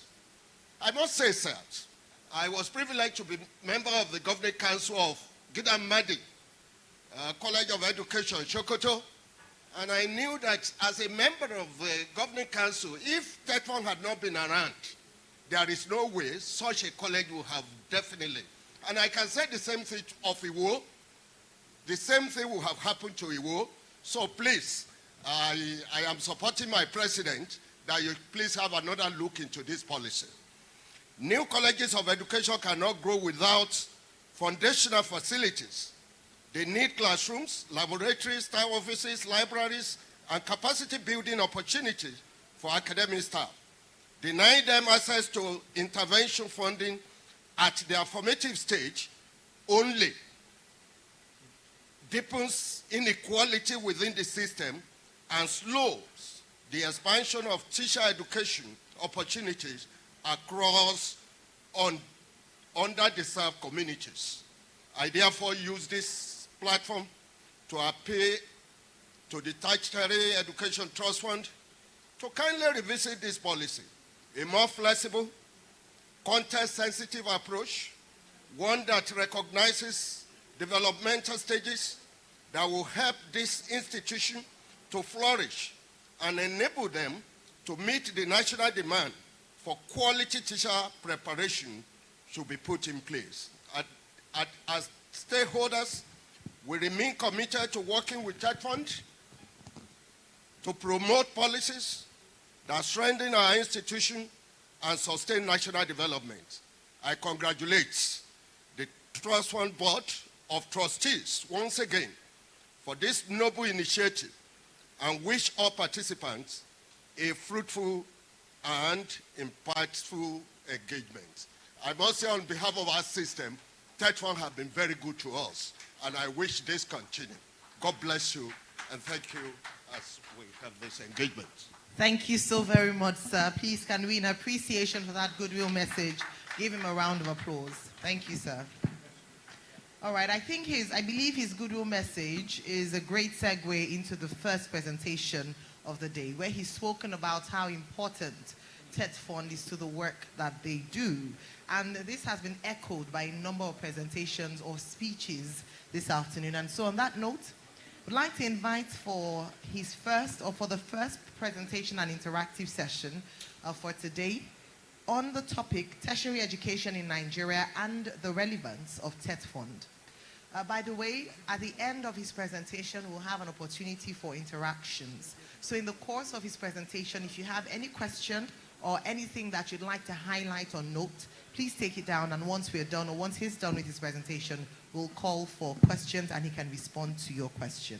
Please let's welcome to the stage Director General, Center for International Advanced and Professional Studies, CIAP, Professor Anthony Killer, a man who is passionate about education and young people in Nigeria, amongst others. Thank you very much. I come to speak against three confidence dampening factors. One is that, thank goodness, the comrade doctor spoke before me, otherwise I would have been remembered as the killer that killed the lunch break. We are coming for that. The other factor that is against my presence is that the brilliant Ayo Mario Ise continue to reference my speech as brilliant and great. What if it's not a good day? The people will be waiting so high. I just come and then they will shake their head. That is the evil that friends do to you. The third factor militating against my speech is the speech of the executive secretary of TETFund himself, the architect who knows all. Now, there are two kinds of students, the good students. There are some who know, but you're not sure they know. Then there are good bad ones who know and they make you know that they know. The ES of TETFund is one of those ones. He came to speak without any paper and he was using data. I think he knew what I was going to say. When I got the invitation to this speech, when I got the invitation for this speech, I made two considerations. Knowing the chairman, I'll tell you the story of the chairman. Excellency, no need to pretend. We know ourselves. Just sit right there. When I got the invitation to this speech, I made two considerations. Knowing fully well who the ES is, I say, I'll go there and then will have said everything I want to say. So I wrote one speech and I started it again. Because he would want to show me that he knows what they are doing there. If people like me will come and think they don't know what they are doing, he will prove it right. Give him a round of applause. Congratulations for demonstrating that you know what you're doing. The chairman of the BOT of TETFund is an old customer of mine because he's one of those people I do my best to make life difficult for. But every turn, he does his best to wiggle out of it. Some years ago, while he was governor, we tried to host an event for higher education groups. And while everybody was going through bureaucratic things, he sent a paper rowing, tell them to show you it's useful for us. I've never seen that kind of governor before. He didn't write a long thing. He just wanted to know, tell them to show. I said, is this what your governor said? He said, yes. And they showed me the paper. Please, I'm very happy that we have at the head of TETFund somebody who values tertiary education. And a round of applause for him. And in giving him that up, he knows me that is a trap. So, Mr. Chairman, what you try to do in Katsina, it's time for you to do the whole of Nigeria now that you are over here. Do we agree, sir? I think that's a good deal. It's a good way to start. So I start by bringing really distinguished greetings to everybody and to thank the organizers of this event for the thoughtful event, the content, the theme that was given to me, and their love and courage for inviting me to make this address. The bridge between TETFund and I is a man that is used to doing great things, NEB, Eniola Bello. He's normally hiding somewhere. I don't know why. He hides all the time. And I want to thank him very much and the whole organizers for this great event. It seems to me that across Nigeria, most people consider me as a critic and a polemicist. And they think I always look for what to fight. But I will not dispute that, or I'll just leave it. I can see some. I see some people looking at me and smiling. I will not dispute that. What I will say is this. I will just expand my profile for people to know that, contrary to what anybody might think about me, the truth of the matter is that I'm actually an optimist. I'm a very, very obsessed optimist who believes that in every problem there's a solution, that in every situation we find ourselves, we can do better, that in every invention that we have is a step towards a better invention. Now, this, I can consider, the mindset that guides me. This mindset, and it's a worldview that I think I apply in my public and private life. It's a worldview that I must give credit, this is like referencing a paper, to my late grandmother, Abigail Killer from Ekpe, who, every time we went to her in Ekpe, then, give us pounded yam and melon fish. And he always, in everything she said, she always saying, well, we can do better. There's a Yoruba saying that says that when a house of a king burns, a palace burns, it's an opportunity to make it better, to do better. That's the mindset that I think guides me to know that no matter how good anything is, it can be improved upon. And it's the duty of those who have the clarity of mind and the courage of voice to point out how such things can be improved. I'm very pleased to see that beneficiaries of the tertiary, the TETFund have come out to praise what has been done. But let us be very frank with ourselves. Overall, a lot has been done, but many more needs to be done in the Nigeria tertiary education. It is true that the tertiary education in Nigeria is not on fire, but let's admit it. It has gone through some crack. It has taken some heat. It is having a lot of problems that we really need to deal with it. And that takes me really to the topic of today, which is the future of tertiary education in Nigeria, its relevance, its usefulness, and the evolution of TETFund. So we're going to look at its relevance today, its usefulness, its evolution, and its relevance. And to do that, I think if we want to have a truly meaningful discourse, I propose that we commence very honestly, very brutal diagnosis of the tertiary education in Nigeria. And if we there look at the mirror, with candor, really, there's a way to look at things in which we look at through our efforts. If we devoid it of our efforts and just look at it for what it is, we'll recognize that perhaps even with a sigh that tells us with all we are done, there's still some problem, we soon realize that there are 4 major areas that requires our attention. I'm pleased to say, and I have no problem admitting it, I'm pleased to say that ES has demonstrated that that is the path that his own TETFund is willing to follow. But let us look at it. For all that TETFund has done, it is clear to me that funding remains both inadequate and unstable in the system. If we consider the amount of per student fund, per lecturer fund, per professor fund, we're still lagging behind. If we consider the consistency and the flow of this fund, we'll realize that we still have something to do. As soon as we realize it, we'll be able to do it, there's no doubt. I also think a second issue we need to look at is that our output in research is low. Across the world, the amount of output Nigeria is able to do is less than 0.003% when we consider what the world is doing as output. The fact that we can be on that list is something, but we can do better because a lot of my colleagues, I see Prof there, are doing their best. They're doing a lot. They'll look at me and thinking, they are working, but we're devoting of our efforts to see. For a country of 200 million people, now, you see, when we blow this trumpet of this figure of 200, 250 million people, in some places, there's no need to say 200 because 200 people do not buy your books or shoes. You have to look at the real age. But in this case, we can look at 200 million people because as administrators of education, as researchers, as teachers, we cater to the whole 200 million people. We should be able to do research that would look from cradle to grave, from gray hair to dark hair, including those who have no hair. I do. I don't wear cap to show that I have hair. But including the whole population, we can do research for them. So if our research is so low, there's something telling about it. Because we have a lot of issues we can be researching on. So we should encourage that, and I think TETFund should be looking at that. The gap in infrastructure is still vast.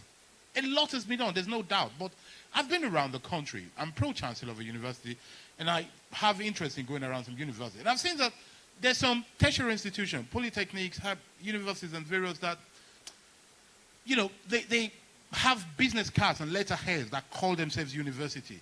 But if you really look around it, in a way, some of them look like secondary school in the middle of a hasty takeover. What should be done? Those who went to the very good schools, 4 or 5 decades ago, will know what big, large secondary school looks like. So there is a problem there. The other problem we have, which is the fourth problem, is a conspicuous disconnect that exists between the nation's development agenda and the product and process of the tertiary institutions themselves. On one side, we have employers who complain that the students, the graduates that come and knock on their door do not understand. The EAs suggests to me rightfully, unemployable, that, they just come. On the other side, and at the same time, we have students who grumble that the curricula they are offered is outdated and not useful. And in my view, those 4 areas are the context within which TETFund operates and should operate. TETFund, therefore, should use its means to correct those 4 sectors, is my proposal, that we should identify these pillars that forms the framework in which TETFund operates and use its influence to operate them. Let me delve into the realm of TETFund, revisiting and reflecting on the foundational principles that define it. Namely, TETFund, we look at the idea, the promise, its achievement, and delineating the significance of TETFund, hopefully with clarity and purpose. The TETFund, affectionately, the Tertiary Education Trust Fund, which we all call TETFund. TETFund sounds like a pet name, between lovers or mother and child. For I think it's the goodies that they bring that make people call them, oh, they are TETFund, like a pet name. It was established as a special intervention, as we've seen, fund as an intellectual safety net. You see, this is very important to always remember the origin. Since we're in Lagos, Yoruba people call it Oriki. The idea that you are praised to remind you of who you are and where you come from is supposed to guide your next step, and you know who you are. It is called etymology for identity. Knowing who you are then defines what you do or what you support, what you ought to be doing. So this idea that it is something that was created to be a safety net for intellectual reasons, to support the public tertiary institution, ensuring that, very important, not only they survive, but they flourish. Because in reality, they have other sources of funds. This is to give them that extra gear. This is to cover what the daily life cannot consider. In the language of the trendy young people, TETFund is meant to be the X factor that gives them something extra. So we need to remember that. To that extent, the areas of intervention can therefore be classified into 5 major categories. Each one, I believe, representing a major specific domain that we should be looking at. And I must say, TETFund is touching those areas. It's just like, the people like Oliver Twist, like myself, we want more. And let me assure you, Mr. ES, Mr. Chairman, other members of the BOT, that no matter how well you do, people like me will always come back to say more can be done. So the various 5 areas include 1, infrastructural development, academic research, publication support, institutional capacity building for both individuals and the institution itself. Undoubtedly, TETMAC has left its mark with tangible contribution that speaks volume to the idea. My research reveals that the fund has paved the way for numerous positive developments, such as catalysts for progress and innovation that include hundreds, if not thousands, of lecture halls, laboratories, libraries that were built, or some of them rehabilitated, that we have seen. Overseas training for and postgraduate scholarship for lecturers. I know that because that's my sector. Research grants across universities, polytechnics, and as well as colleges of education. The comrade doctor will be happy to hear. Support for journals and academic publishing and conferences. Across many campuses, the most exciting and newest building, a lot of time, proudly bear the mark TETFund plaque over there. Although I've seen some buildings that the mark is, the plaque is sometimes bigger than the building itself. But we keep going.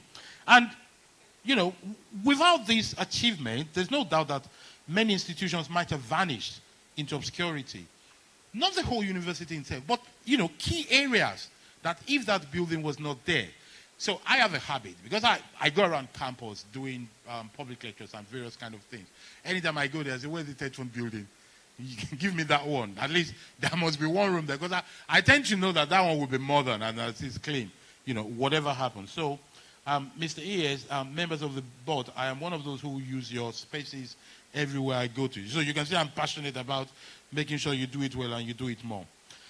Yet, this relevance has to go beyond historical achievement. It encompasses, or it should encompass, current competencies and a visionary outlook for the future. As we cast our mind forward to imagine the future, we need to learn to envision what the new Nigerian university should be capable of doing. One of the major things they should be capable of doing has been said by the ES, Mr. Spoiler of other people's speech. Thank you very much. He has explained that Nigeria has to be a country that produces mind. We should not be afraid about export or import. We should be not only a place that produces mind, that will manage the world, that will produce the world. We should actually go back to the dream of the old UI when people come here to learn. The Nigerian university should be a place that ends forex, because foreigners come here to learn. There's a report that was done, I think in 1958, called the Ashby Report by Lord Ashby, that showed that the centers of education in the world, he mentioned about 6 in the world. Guess who was on that list? UI. In the whole world, not Africa. In the whole world, he was mentioning. Here's somebody, you know, who came from Cambridge, and yet he saw that. In my view, the vibrant 21st century higher education must deliver 5 products. I say this here today because I believe that whilst my colleagues from the Vice Chancellor Council and Provost Chancellors and everybody will do their best, TETFund has an extra influence that can use to achieve those 5 products I'm about to outline. To influence is to make sure it happens. One is that we must create problem solvers. These are well-bred individuals who are not mere memorizers of information or idea, but people who excel at transforming knowledge into solution. These graduates will wield their understanding as tools to tackle challenges. What they learn in the classroom, they'll be able to take it creatively, confidently, competently, and with commitment, rather than just recalling facts. They will learn something and they'll say, this is the problem, let us use our knowledge to solve it. It is their ability to apply insight to real-world situations that will set them apart, not their degree. You see, the idea being that, and this is a very fascinating story, I must quickly say here. Towards the First World War, when Bismarck was doing his region, they were in a hurry to build a lot of things in the whole Prussia. And one of the things they did to find people who were educated or not is they give you a word to pronounce. And the way you pronounced it will tell whether you're educated or not to a certain level. A very quick way. We should be able to create products from our universities that when they deal with issues, you can tell that they've gone to some kind of thorough, diligent study. Those are the problem solvers. We need to create researchers. We will require more people who are more than mere certificate holders, who seek to understand. And we, from them, we should be seeking explorers of truth, discoverers of mysteries, and architects of a new universe that is founded on logic and rigor. Not just the logic, but the rigor to understand it. Away from headline readers, away from people who repeat what they've heard. We need to find a way to champion curious minds that are eager to chart realms unseen and to construct a future that is truly built on 2 fundamental pillars: reasoning and discipline, logic and rigor that can work on those things. We need innovators and entrepreneurs. And I say this, you see, there is a refrain that says we need more job creators than people who are looking for job. Quite frankly, we need both. Because we say this, if everybody starts wanting to be an entrepreneur, who's going to do the job? What we really need are people who, in the space of being employed, they can excel at making the process work, finding solutions to problems. Then outside that realm, they can excel in creating what is not existent. Entrepreneurs create what does not exist, whether it's product or service. Operators make what is existent work well. You cannot do one without the other. I have seen in Nigeria something that makes me laugh. You see people doing a job, they say, I'm tired of working in that place. I'm going to start my own business. I laugh because starting your own business, that is when you work 24 hours. When you work somewhere else, you work what is required, maybe some extra time. But your own business, you don't sleep. We need to make people understand it when we have this push of everybody becoming an entrepreneur. No, everybody do not have to become an entrepreneur. What we need is everybody doing well wherever they are. What we need is a society where, without being an entrepreneur, you have a good pay, you have a good status in university for being a teacher, a barber, a photographer, a doctor that works anywhere. That is the point, and then I think that is what our tertiary education should be able to provide. The fourth thing I think we would need is professionals with true global competence. There is a word, global and local at the same time. We need to be able to move through this new shift of the world where we create graduates that are not stranded in their local condition. We need to create graduates that are not lost in foreign ideas. The ideal graduate should be able to have global knowledge and understanding of local situation. Sometimes you use your local experience to rule the world. Sometimes you use adaptation of the world knowledge to manage your local space. Sadly, like all good things, these things do not happen by chance. We need to deliberately push for it. And that is what TETFund can do for us. The third thing is we need, number 5, we need citizens capable of reflection and debate. Citizens who realize that whether I like the chairman of BOT or not, I see what TETFund is doing. It really doesn't matter. You know, I can disagree with him on other things, but I should be able to count that truly 3 + 2 = 5. So that even if I want more, if I want less, it will be clear that this is my choice. But facts are facts. You cannot say that reforms are not happening if they are happening. At best, you can say you do it another way, but you cannot say this is not the fact. We need those kind of citizens. You see, to do that, I have bad news for you. Nobody is born in the right way. When people say, let somebody be yourself. No, don't be yourself. Most people, if they are themselves, they are smelly. We have to wash. We can't be ourselves. If you be yourself, you end up with beard like me, instead of looking with a fresh face like the executive secretary. He shaves. That's why he looks good. Be yourself is dangerous. You need to polish up. So we need to polish up our students, our graduates, so that they can be people who can listen attentively to a government minister, chairman of board, or ES, and say, yes, I get what they're doing, but I think we can do more. And it is not only people who go to social media and whine without any kind of solution or insult people that they shouldn't even be able talking to. We should create a set of new products, graduates who can look at the problem and offer a solution. There's something that fascinates me. In all the debates we have in this country, even economists, even my colleagues, and various other strategists, they're not able to come up with an alternative budget. They just say that is not good. I've challenged them that surely the essence of knowledge is to look at what is wrong and say, this is another way to do it. In a way that when you put the figures together, you can see what they're proposing. To show revenue, to show spending, and to show a different kind of balance.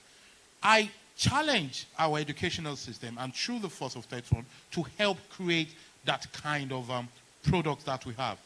The challenge before our institution, and it is a standard by which TETFund must be assessed in my view, is the ability to use their influence to help shape the process and product of our tertiary education, to say this is where we're going.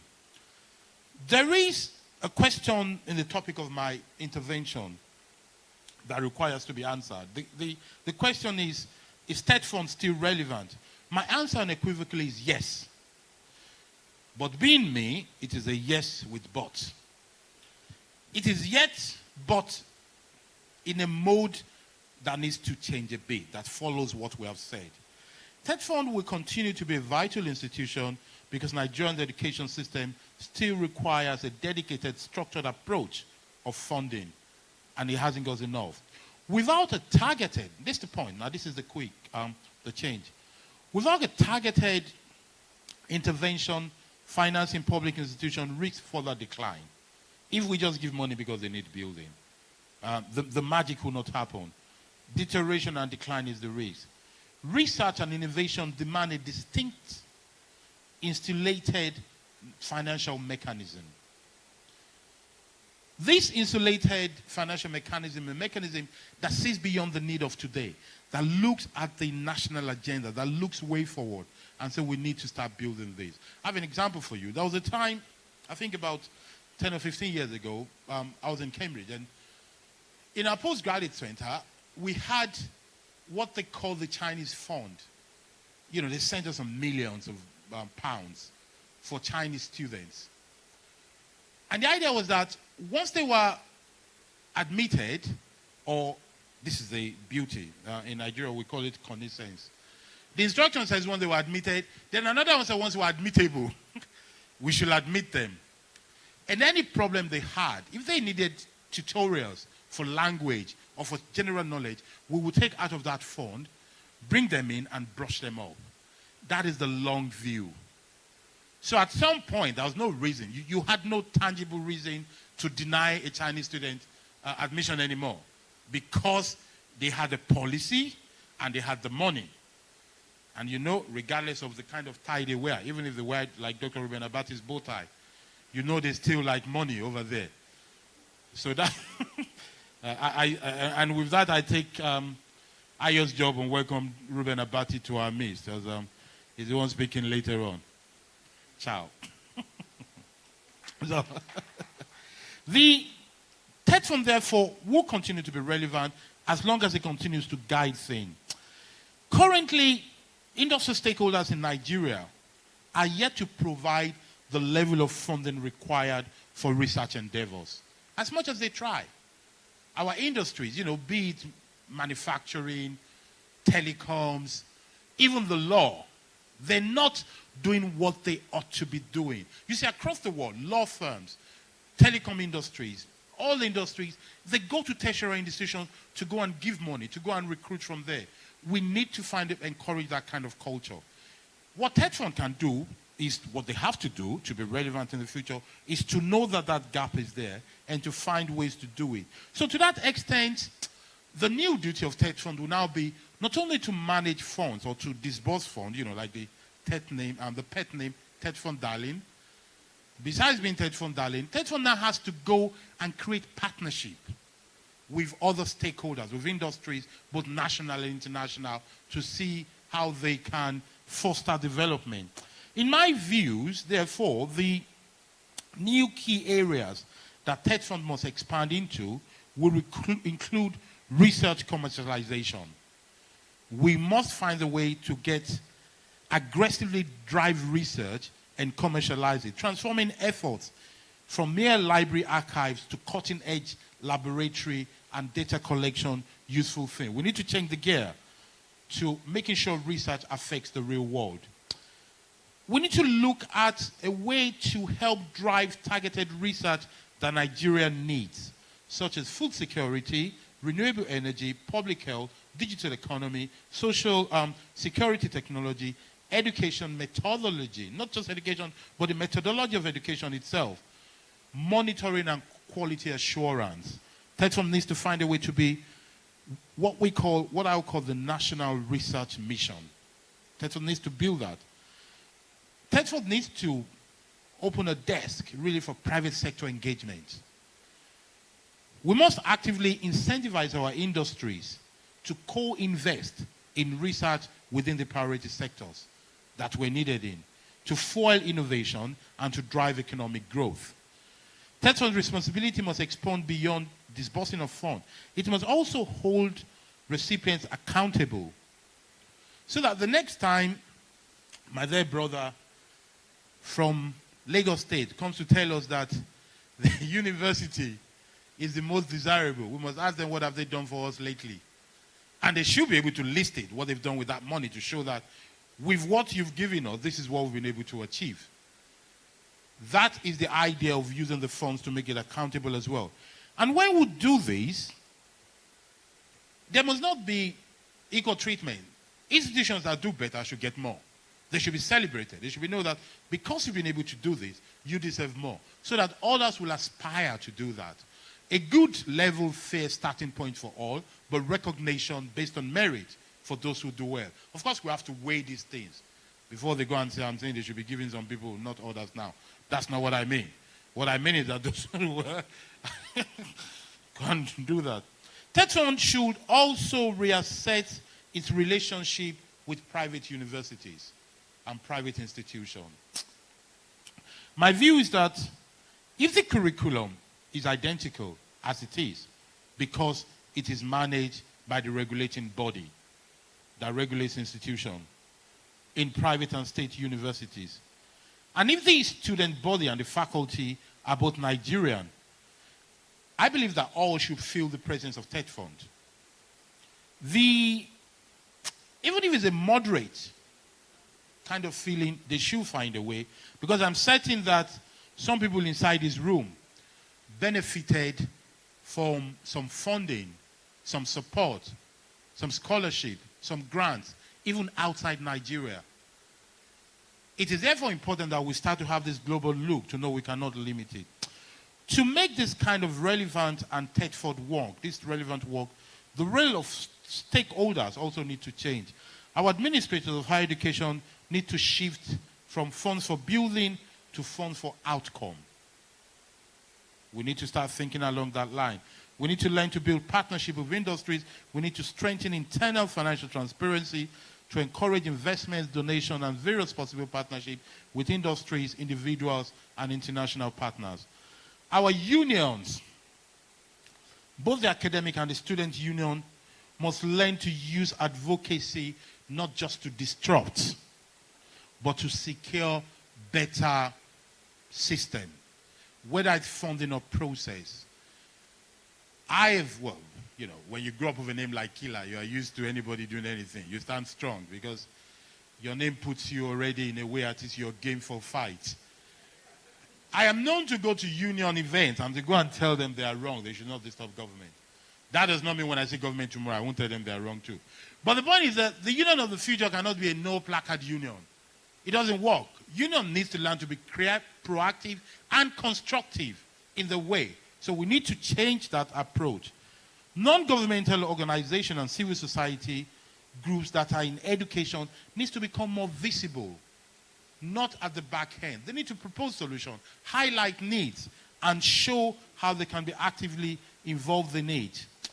Our friends in the media, who should be our allies in education and provide a vital link between the public, policymakers, and institutions, they need to find a way to make sure that this link, their covering is honest, is deep. But above all, we need to find a way to move away from just reporting pure sensation or mere celebration.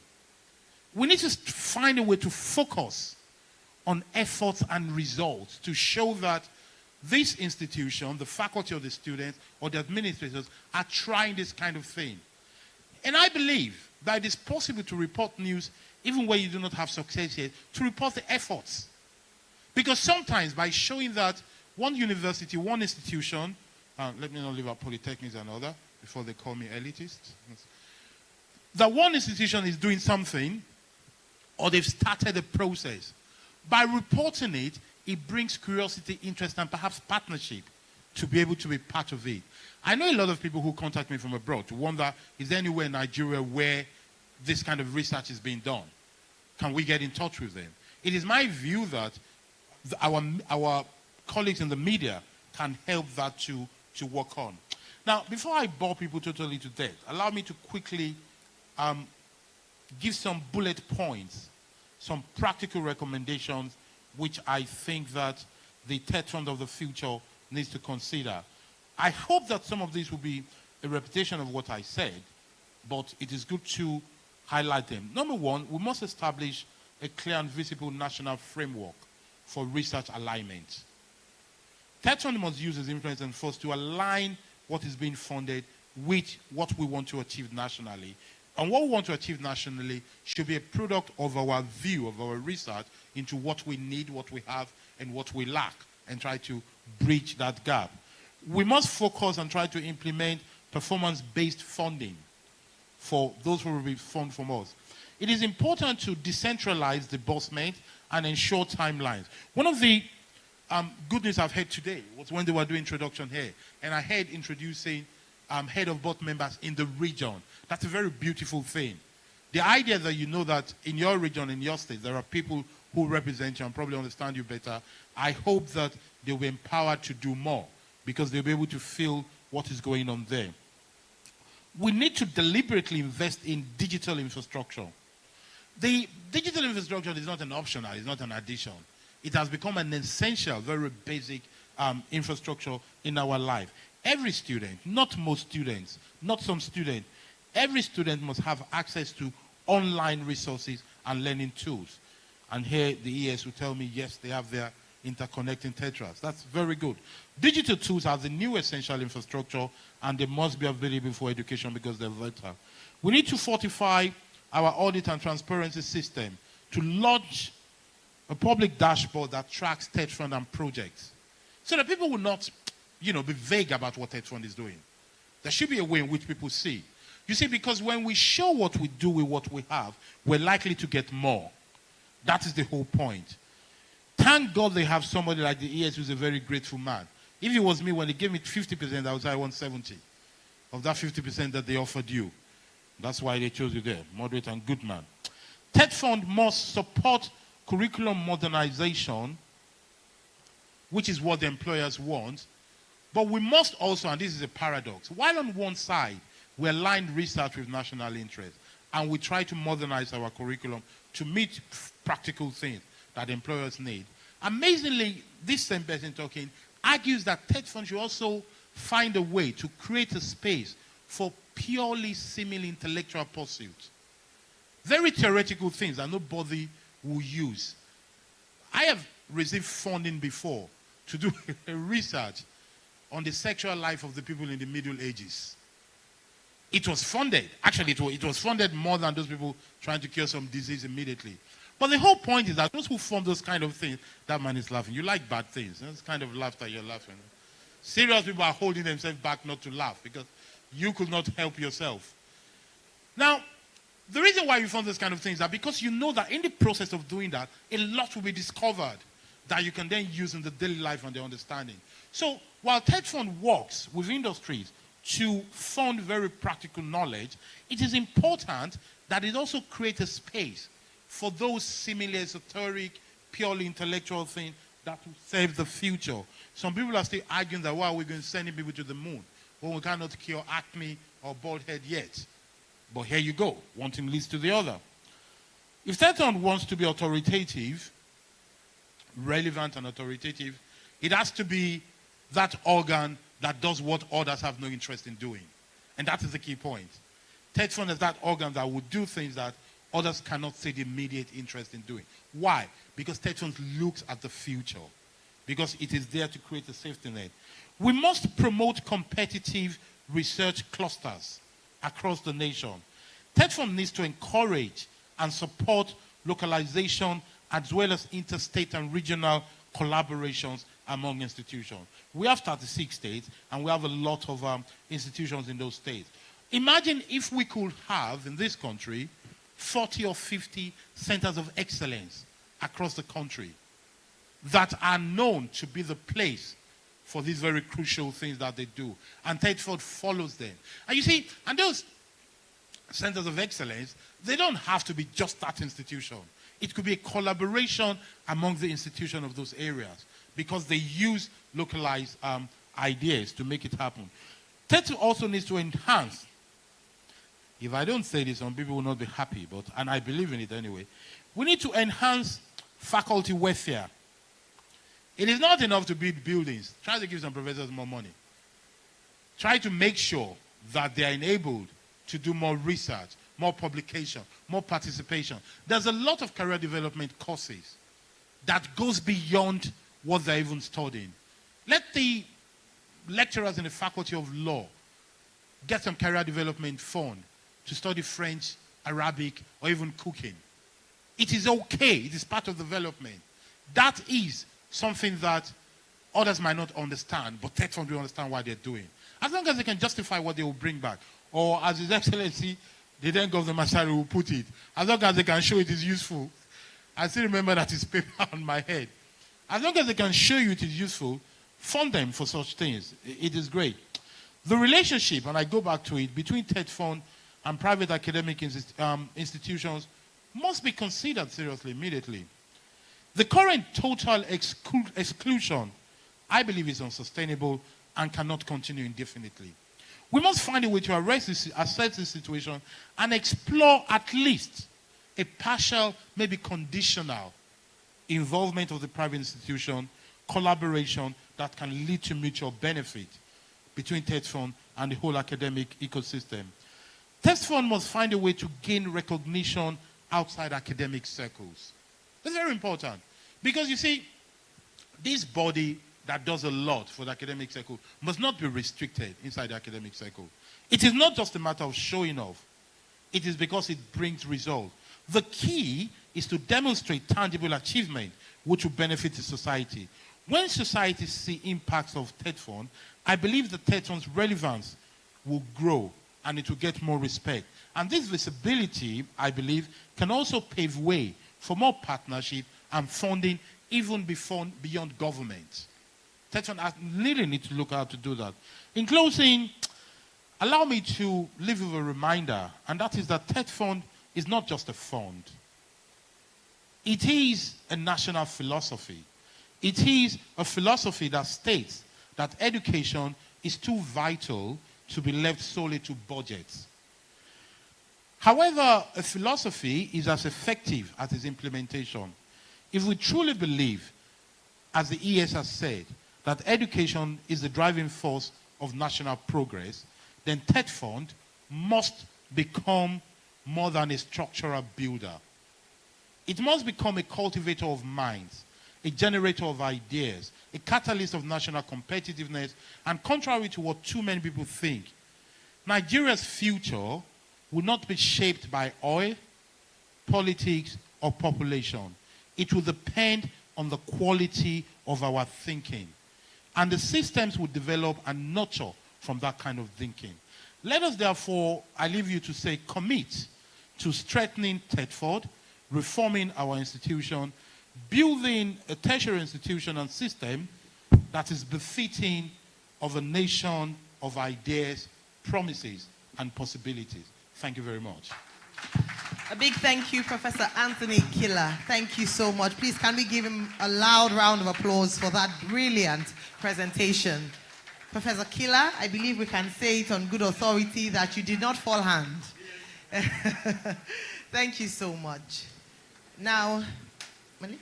Indeed, thought-provoking, and he illuminated on a whole lot of things that we can say that TETFund is at the forefront of some of what he had talked about, you know, like TETFair, R4I initiative, and even Terrace. Please, let's applaud him once again. Yes. You know, one of the things I loved most about his presentation was the fact that he answered the question of the main thrust of his presentation, which was, is TETFund relevant?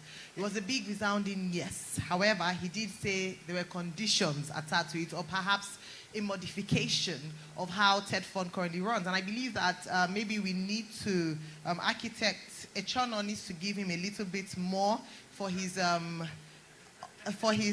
consultation fees. He gave some very, very important recommendations, some of which, as he concluded, was that we must go beyond infrastructure to cultivating minds, to generating ideas. I believe one of the main things he spoke about, very importantly, was investing in research, whereby the produces or products from our institutions, whether it be universities, polytechnics, colleges of education, would be able to compete with their counterparts around the world. Digital infrastructure, he talked about investing in that, and I thought that was just brilliant. So again, Architect Echono, you can also pay me for my unsolicited recommendations and referral, but for Professor Anthony Killer, for bringing it on, you didn't have to consult him or pay him his regular fees. just a percentage. So Brilliant submission. So he said something about having to expect what the ES was going to say. Yes. So I think he brought that to bear, and at every point when he was doing the presentation, I was observing the ES's reaction from there.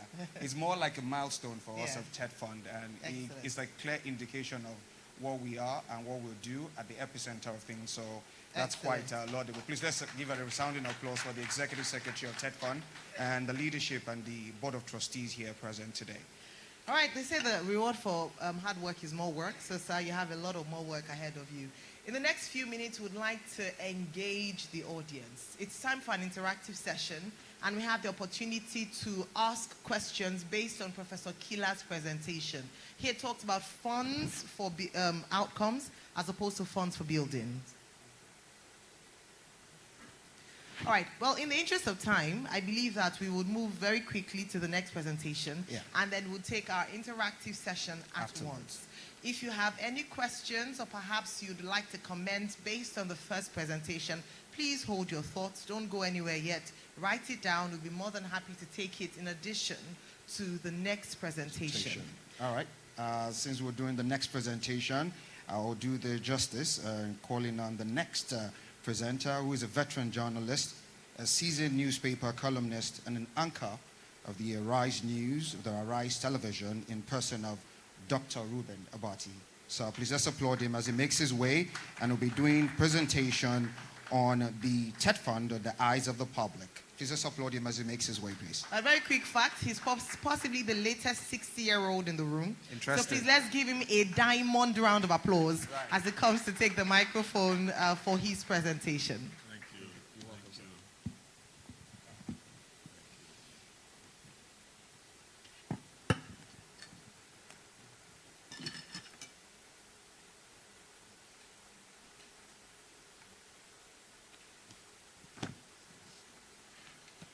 The chairman of this occasion, the chairman of the Board of Trustees, members of the Board of Trustees, the head of TETFund, distinguished ladies and gentlemen, Your Royal Highness, by the way, by association, is a member of our tribe, the journalism tribe.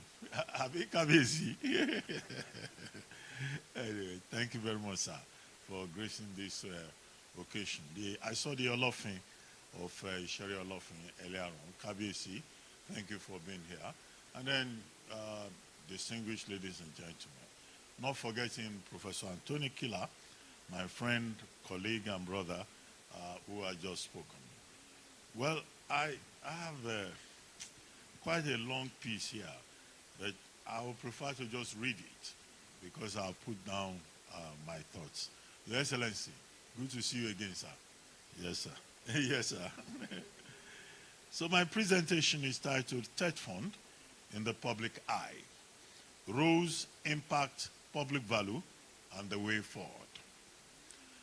Distinguished guests, esteemed academics, policymakers, students, and all present. It is an honor to speak on a subject that is central to Nigeria's future: the Tertiary Education Trust Fund, TETFund. TETFund is among the most strategic national investments in Nigeria today. As nations now compete with ideas, innovation, technology, and talent, Nigeria must keep pace. Today's presentation, TETFund in the Public Eye: Roles, Impact, Public Value, and the Way Forward, goes beyond the administration of the fund itself. Our focus is developmental and nationalistic. No country rises above its educational quality, nor can any system surpass the strength of its funding. Today, people are watching public institutions more closely than ever. In Nigeria, this watchfulness is even stronger because citizens want public bodies to show their value clearly and justly. Taxpayers want to know how every naira is spent. Students want courses and campuses that help them fit into today's world. Lecturers want training and research support. Employers want skilled graduates who are ready for the workplace. Governments want education to improve national productivity and help us compete globally. TETFund works in an environment with high expectations. Even with these pressures, one thing is clear. TETFund is a key part of Nigeria's higher education. You can see TETFund's presence not only in the buildings on campuses, but also in important improvements to research, staff training, and support for institutions. If for one moment we imagine the complete removal of TETFund interventions from our tertiary institutions, the picture will be troubling. Many campuses will immediately fall into deeper infrastructural decay. Laboratories, libraries, lecture halls, and ICT centers established largely through TETFund will become inadequate or even disappear. Research output, already under pressure, would diminish drastically without the research fund. Academic trainings and conference sponsorships too. With the loss of postgraduate sponsorships and international exposure, lecturer capacity will be severely weakened. Ultimately, Nigeria's tertiary education system will risk systemic collapse with long-term implications for national development. This is why today's conversation is both urgent and important. TETFund is not failing. In fact, the fund has achieved a lot. But its success is too important to ignore or leave undefined. Such a key public institution must be discussed openly, carefully reviewed, and understood by the public who makes its work possible. So today's presentation has 5 main goals.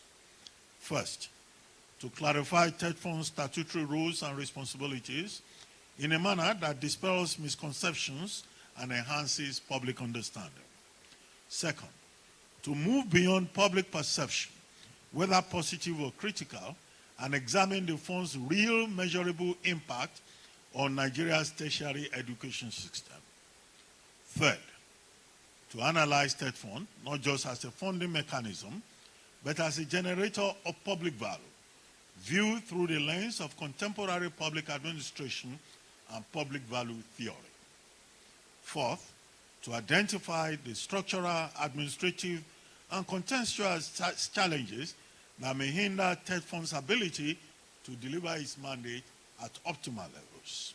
And finally, to propose a forward-looking roadmap, a set of reforms, strategies, and innovations that can strengthen TETFund's relevance, operational efficiency, transparency, and legitimacy in the years ahead.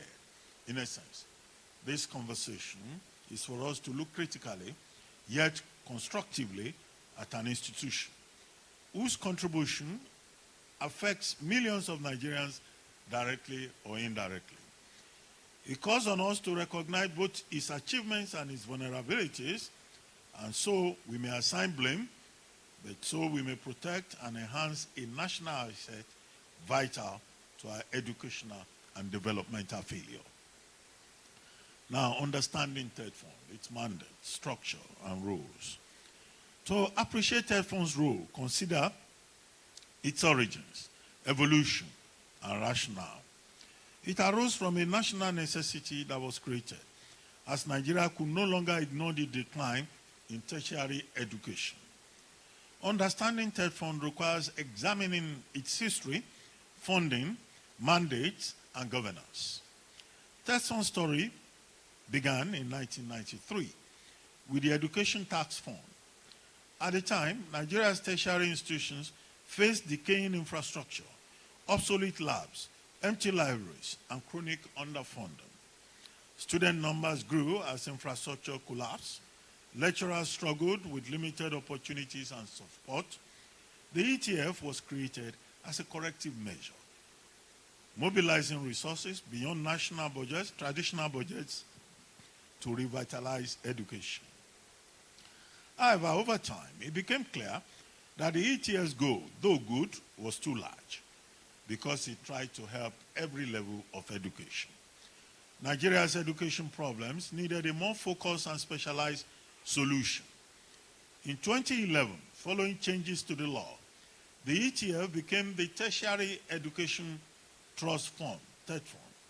This change was not just for show. It indicated that Nigeria saw the need for a steady, focused approach to support and improve higher education, universities, polytechnics, and colleges of education. The change meant more investment in people, research, and institutions. In short, TETFund became a key part of Nigeria's plan to build a modern, educated society. TETFund's distinctive funding model, sets it apart. Rather than relying only on government allocations, TETFund is sustained by a ring-fenced 2% education tax on the accessible profits of all registered Nigerian companies, a unique public-private partnership. The funding was increased, the education tax, to 2.5% in 2021, and subsequently to 3% in 2023. In effect, companies help fund tertiary education. TETFund aggregates and strategically allocates these contributions, dispersing them to institutions that execute projects.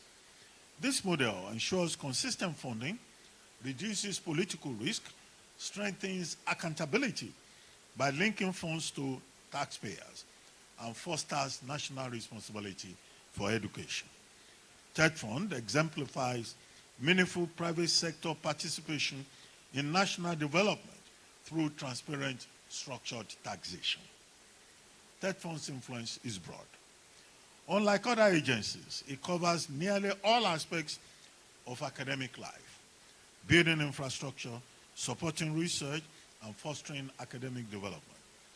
Its most visible contributions are in infrastructure across universities, polytechnics, and colleges, providing essential lecture halls, laboratories, libraries, hostels, and offices, especially where government funding falls short. Beyond physical structures, TETFund plays a pivotal role in Nigeria's intellectual development through research, innovation, and development. This is primarily driven by the National Research Fund, which supports cutting-edge applied research aimed at solving national problems across agriculture and health, technology, and security. By enabling researchers to undertake meaningful inquiry, the fund contributes directly to national competitiveness and evidence-based policymaking. Another critical pillar of its mandate is academic staff training and development.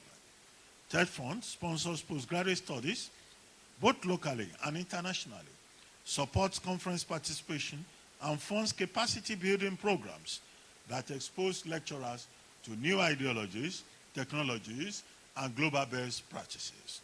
This continuous investment in human capital ensures that Nigerian academics remain globally competitive and professionally enriched.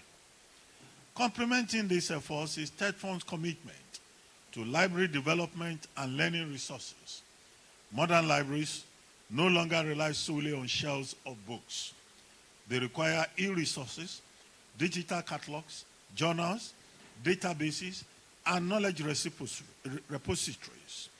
TETFund's interventions help institutions acquire these modern tools, ensuring that students and researchers have access to the information they need to thrive in a knowledge-driven world. In an age defined by digital transformation, TETFund also provides ICT support and digital infrastructure. This includes broadband connectivity, virtual learning platforms, computer laboratories, and other technological tools necessary for teaching, research, and administration. These interventions became particularly critical during the COVID-19 pandemic, which underscored the importance of resilient digital systems in education. Additionally, the fund supports conference attendance, institutional governance, and publication development. This allows Nigerian scholars to present their work internationally, network with global peers, and bring back new ideas that profit their institutions. Taken together, that uplift their institutions. It also strengthens the leadership and management capacity of institutions while supporting the publication of journals, books, and academic outputs. Taken together, these intervention lines form an interconnected ecosystem of support. TETFund does not merely construct buildings or purchase equipment. It invests in people, ideas, processes, and institutional structures. It nurtures capacity, stimulates innovation, enhances infrastructure, and strengthens governance. In practice, TETFund has become the lifeblood of Nigeria's knowledge economy, quietly powering learning, research, training, and innovation in ways that may be understated but are profoundly transformative. TETFund's governance model is built on a carefully layered structure that reflects the magnitude of the national resources it manages and the sensitivity of its mandate. Effective oversight is central to its credibility. And the fund has been deliberately designed to promote transparency, accountability, and disciplined operations across all its activities. At the apex of this structure sits the Board of Trustees, the body charged with setting policy direction, providing strategic oversight, and ensuring that TETFund remains aligned with national priorities in higher education. The board functions as the custodian of the fund's vision, safeguarding its integrity and long-term impact. Working directly under the board is the executive secretary, who serves as the organization's administrative and operational head. The executive secretary oversees the day-to-day management of the fund, coordinates interventions, ensures that policies are implemented effectively, and maintains relationships with institutions and government agencies. In many ways, the executive secretary is the engine room of TETFund's operations. Supporting this leadership are several directorates, each responsible for a critical component of the fund's mandate. Each of TETFund's operational directorates plays a distinct and essential role in sustaining the fund's overall mission. The Procurement Directorate ensures that all required resources are acquired in accordance with regulatory standards and that every investment delivers optimal value for money. This is vital in an environment where public confidence depends heavily on transparent spending. The Research and Development Directorate serves as the fund's intellectual engine. It drives innovation by supporting scholarly inquiry, funding research projects, and promoting knowledge creation that addresses national challenges. Without this component, TETFund's role in shaping Nigeria's knowledge economy will be incomplete.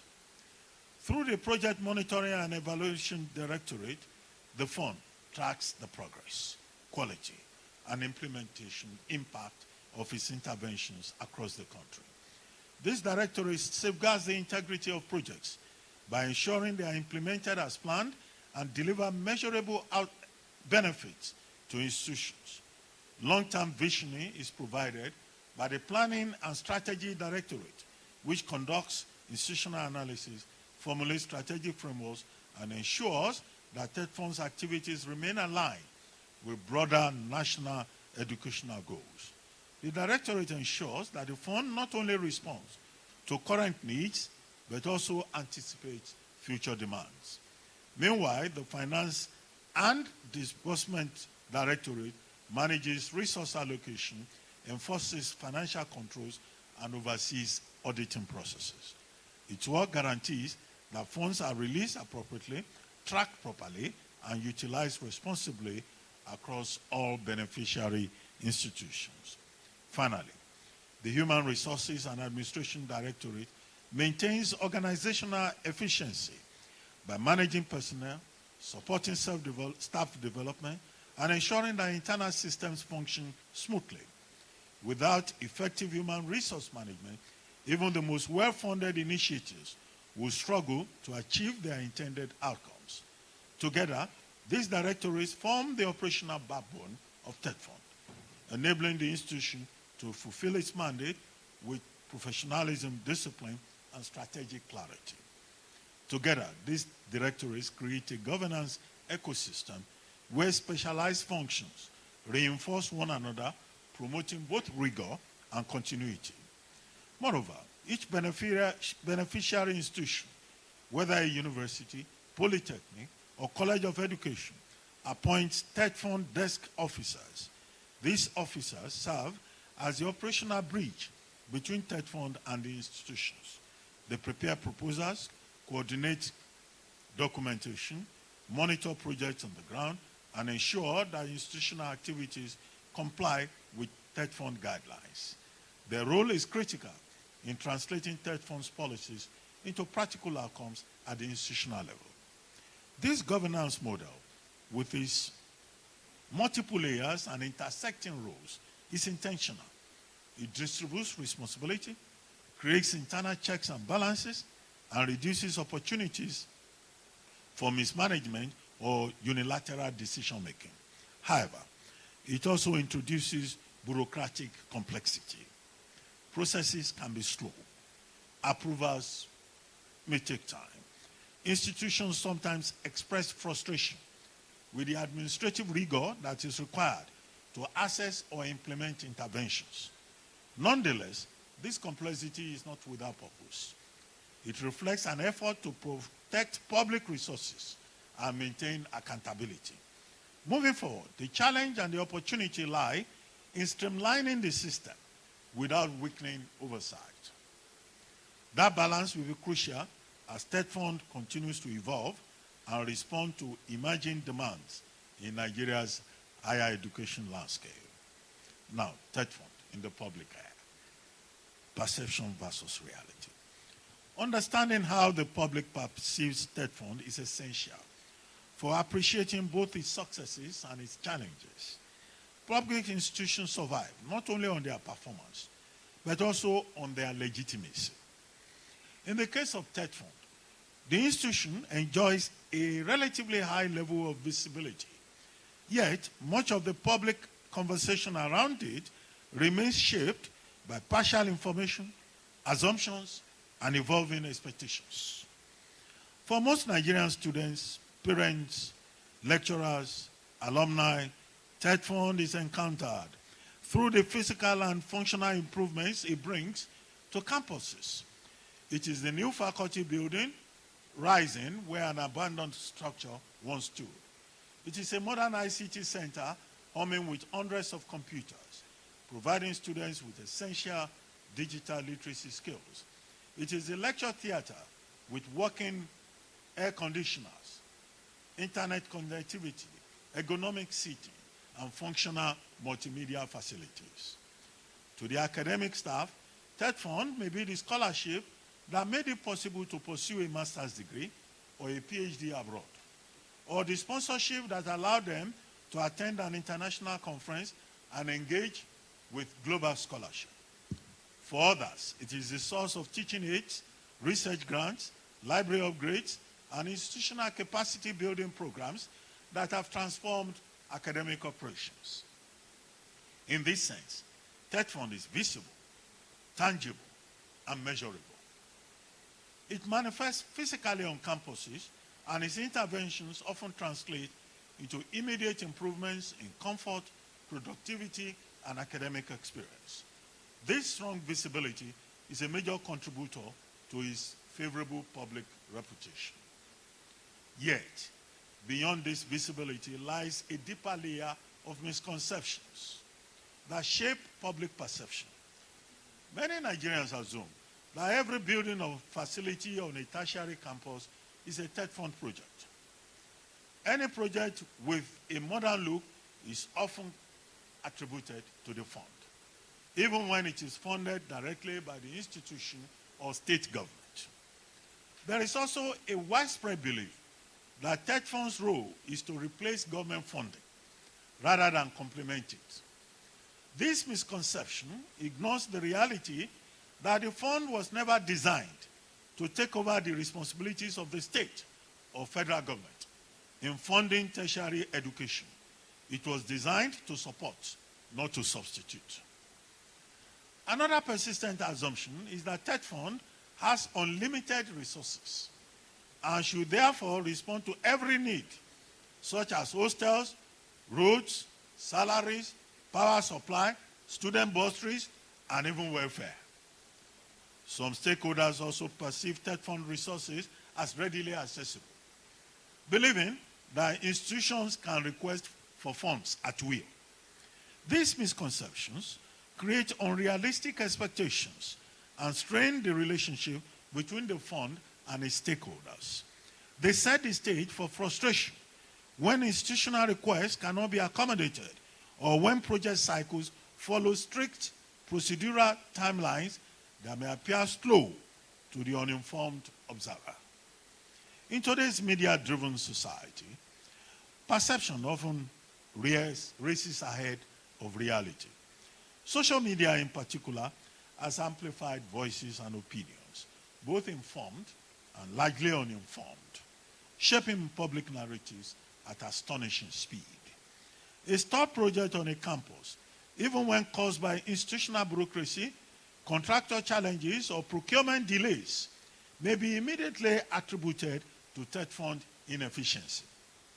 The fund becomes an easy target, not necessarily because it is at fault, but because it is the most visible financier. In contrast, completed projects rarely receive the same level of attention or visibility. A newly commissioned block may trend for a day, but a delayed project can trend for months. The uneven visibility of success and failure can skew public perception. If communication is not deliberate and consistent, misinformation may overshadow the fund's actual performance. Thus, we see a critical lesson. Public trust is not built solely on performance. It is strengthened through continued communication, clear messaging, transparency, responsiveness, and public engagement. TETFund must not only do the work, it must be seen to be doing the work, and it must consistently explain what it can and cannot do. The distance between perception and reality is not a gap to be lamented, but a gap to be managed. And managing it is central to TETFund's long-term public value and legitimacy. Impact and public value of TETFund. To understand the significance of TETFund within Nigeria's higher education system, it is necessary to move beyond perception and examine the fund's impact through multiple lenses.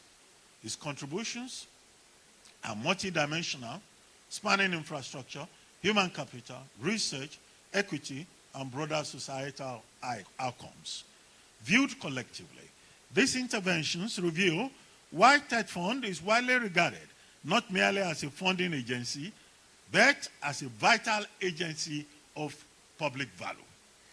One of the most visible and transformative areas of TETFund's intervention is infrastructure. Across universities, polytechnics, and colleges of education, the fund has played a decisive role in reshaping the physical landscape of tertiary education in Nigeria. Thousands of lecture halls have been constructed or renovated, creating conducive learning environments where previously dilapidated structures stood. Workshops, studios, and laboratories essential for practical and technical training have been upgraded, enabling students to acquire hands-on experience critical for professional readiness. Libraries have been modernized into knowledge centers equipped with contemporary digital and print resources, offering students and researchers access to global information networks. Simultaneously, the digitalization of teaching and learning through ICT laboratories, online resources, and learning management systems has opened new frontiers in education, making learning more interactive, accessible, and aligned with international standards. These interventions collectively rebuild the foundations of Nigeria's tertiary education system, addressing both physical decay and technological gaps that previously hampered learning. The TETFund is arguably the largest institutional sponsor of academic staff development in Africa. Its investments in human capital have been transformative, targeting both the quality and global competitiveness of Nigerian academics. Through scholarships and grants, thousands of lecturers have pursued MSc and PhD programs, both locally and internationally, acquiring advanced knowledge and skills that they bring back to Nigerian campuses. Beyond formal degree programs, TETFund enables academic exposure through conference participation, fellowship programs, academic exchanges, and sabbaticals. These opportunities allow Nigerian scholars to network globally, stay abreast of cutting-edge research, and benchmark their work against international standards. The result is a significant elevation in teaching quality, research output, and institutional capacity, ensuring that universities are staffed by personnel capable of driving knowledge creation and innovation. The National Research Fund, NRF, administered by TETFund, has become a cornerstone for applied research and innovation in Nigeria's tertiary education sector. By providing dedicated funding for research initiatives, the fund has enabled breakthroughs in multiple areas: technology-driven solutions, agricultural innovation, health and pharmaceutical research, ICT development, cybersecurity, and inquiry in social sciences and humanities. These interventions serve dual purposes.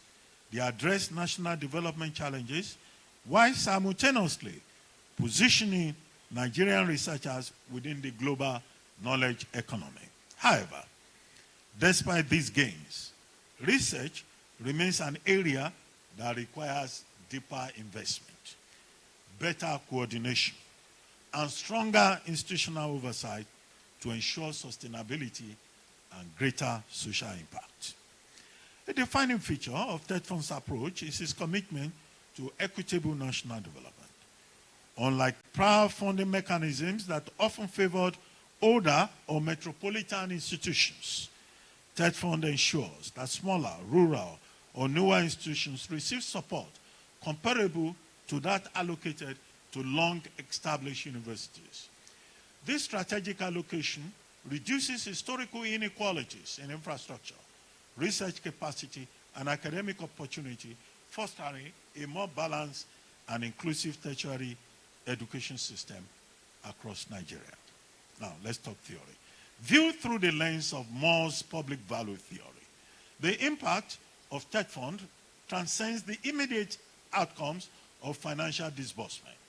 Its interventions generate value across multiple interconnected dimensions that collectively enhance the quality, credibility, and societal relevance of Nigeria's tertiary education system.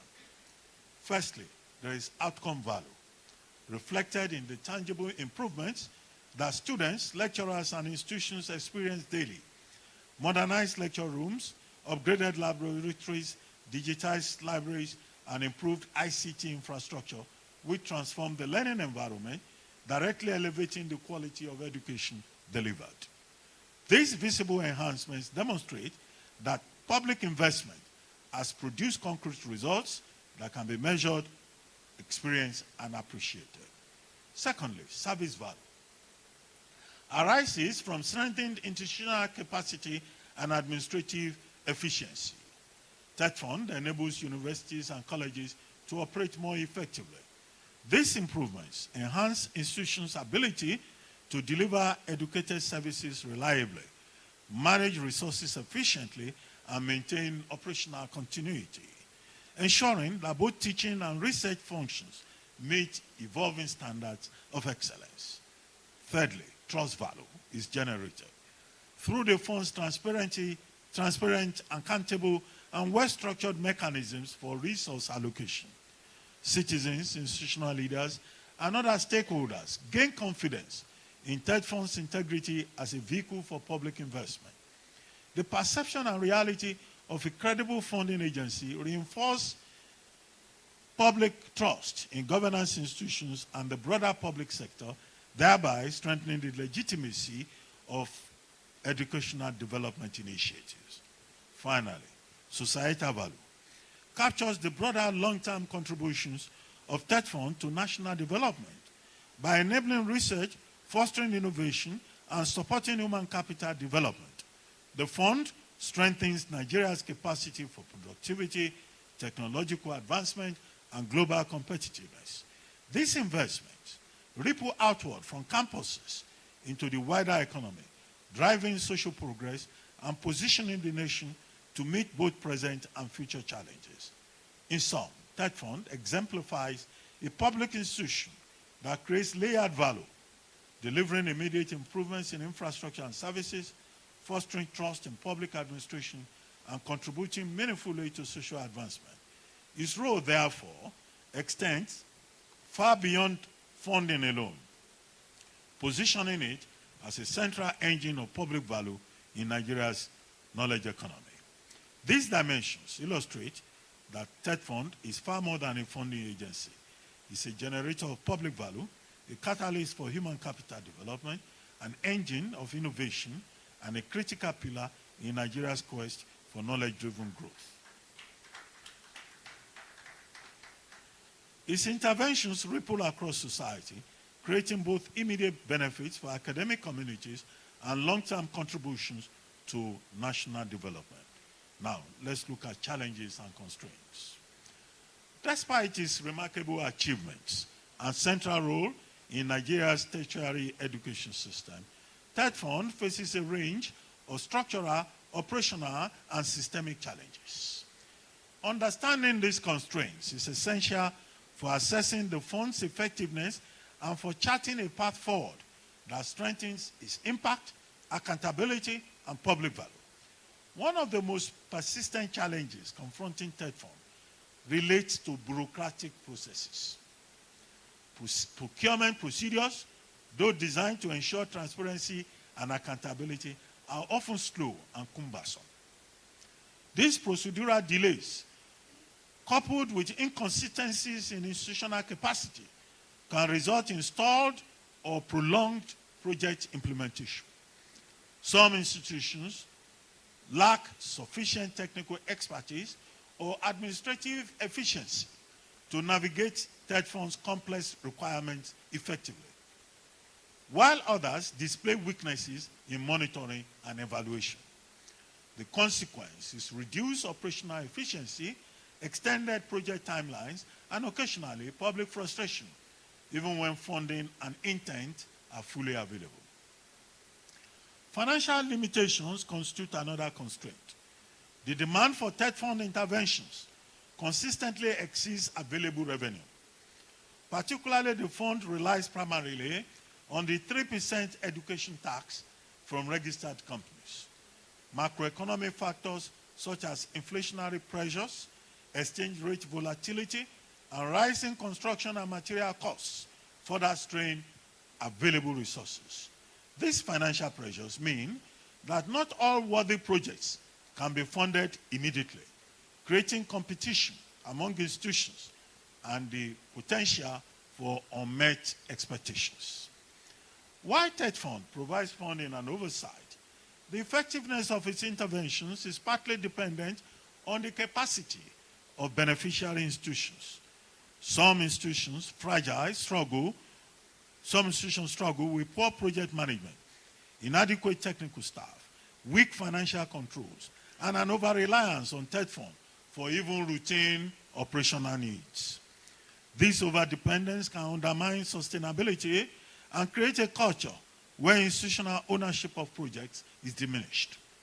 The result is that the fund's resources, the long-term impact of some interventions, may be compromised if recipient institutions are unable to manage, maintain, or optimize these investments.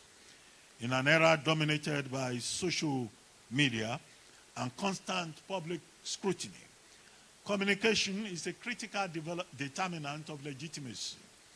TETFund continues to face deficits in public engagement, media visibility, and communication of its impact stories. Projects that are completed successfully often receive far less attention than stalled ones, and real-time project dashboards or transparency tools remain underutilized. The absence of proactive communication can distort public perception, fuel misinformation, and erode trust even when performance is strong. In today's media-saturated environment, silence or limited visibility is costly, making strategic communication as important as project execution itself.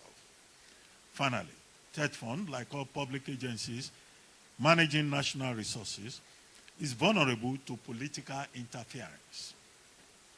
Pressure to prioritize certain projects, influence fund allocation, or expedite specific institutional requests for partisan reasons can compromise the fund's autonomy, integrity, and fairness. Preserving independence is critical, not only for operational effectiveness, but also for maintaining public confidence that resources are being allocated on the basis of need, merit, and strategic national priorities rather than political expediency. In summary, while TETFund has demonstrated remarkable successes in transforming Nigeria's tertiary education sector, these challenges and constraints highlight areas that require careful attention. Addressing bureaucratic bottlenecks, financial limitations, institutional weaknesses, communication gaps, and risks of political interference is essential to ensuring that TETFund continues to deliver meaningful impact and public value, both now and in the future. Now, I begin to summarize by looking at the way forward. How do we future-proof TETFund? And I say as follows. As Nigeria's tertiary education landscape evolves, so too must TETFund. To sustain and enhance its public value, the fund must position itself as a more agile, transparent, and strategically aligned institution, capable of responding to emerging national challenges, supporting innovation, and maximizing the impact of every intervention. This requires a multi-pronged approach that addresses governance, research, institutional capacity, communication, and future-oriented development. Public trust is the cornerstone of legitimacy for an institution managing national resources. For TETFund, deepening transparency and accountability is not optional. It is essential. The fund can achieve this through digital dashboards that display real-time project statuses, allowing stakeholders to monitor progress, track challenges, and validate outcomes. Adopting open contracting standards ensures that procurement processes are clear, fair, and auditable, while publishing regular performance scorecards communicates achievements and highlights areas for improvement. Strengthening independent project monitoring, possibly through civil society partnerships or third-party audits, reinforces these efforts. In combination, these measures enhance visibility, reduce misinformation, and build trust. Trust that in turn strengthens institutional legitimacy and public confidence. TETFund's potential to drive national development is closely tied to the quality of research and innovation that it supports. The fund must improve the design and management of the National Research Fund to ensure that resources are directed to projects with clear societal impact. Encouraging industry-academic collaboration can bridge the gap between theoretical research and practical allocations, enabling innovation to flow into the economy. Priority should be given to strategic national sectors such as energy, security, agriculture, health, and the digital economy, ensuring that research addresses pressing developmental challenges. Furthermore, supporting the commercialization of research outputs from patents to startups transforms tertiary institutions into engines of economic growth. After all, a nation that does not innovate cannot sustainably grow. TETFund's effectiveness depends as much on the institutions it partners with as on the resources it provides. Strengthening institutional capacity is therefore critical. This can be achieved through mandatory training for project and procurement officers, ensuring that administrators are equipped with best practices in project management, financial controls, and compliance. Standardized project templates and quality assurance frameworks can streamline processes, reduce errors, and increase accountability. Enforcing penalties for non-performing contractors and institutions reinforces discipline while simultaneously recognizing and encouraging excellence, thereby incentivizing high-performance partners. By cultivating capable and accountable institutional partners, TETFund will ensure that every naira that is invested yields maximum educational and societal return. In the age of social media and instant news, even exemplary performance can be overshadowed by perception gaps if communication is inadequate. TETFund must adopt a stronger media relations framework, complemented by regular stakeholder forums, such as this one, that bring together students, academic unions, civil society organizations, and industry partners. Active collaboration with these stakeholders ensures that interventions are understood, supported, and aligned with real needs. High-impact storytelling through national and social media, showcasing successful projects, research breakthroughs, and transformative institutional partnerships can shift narratives, enhance visibility, and reinforce public confidence. An institution that communicates effectively earns both respect and legitimacy.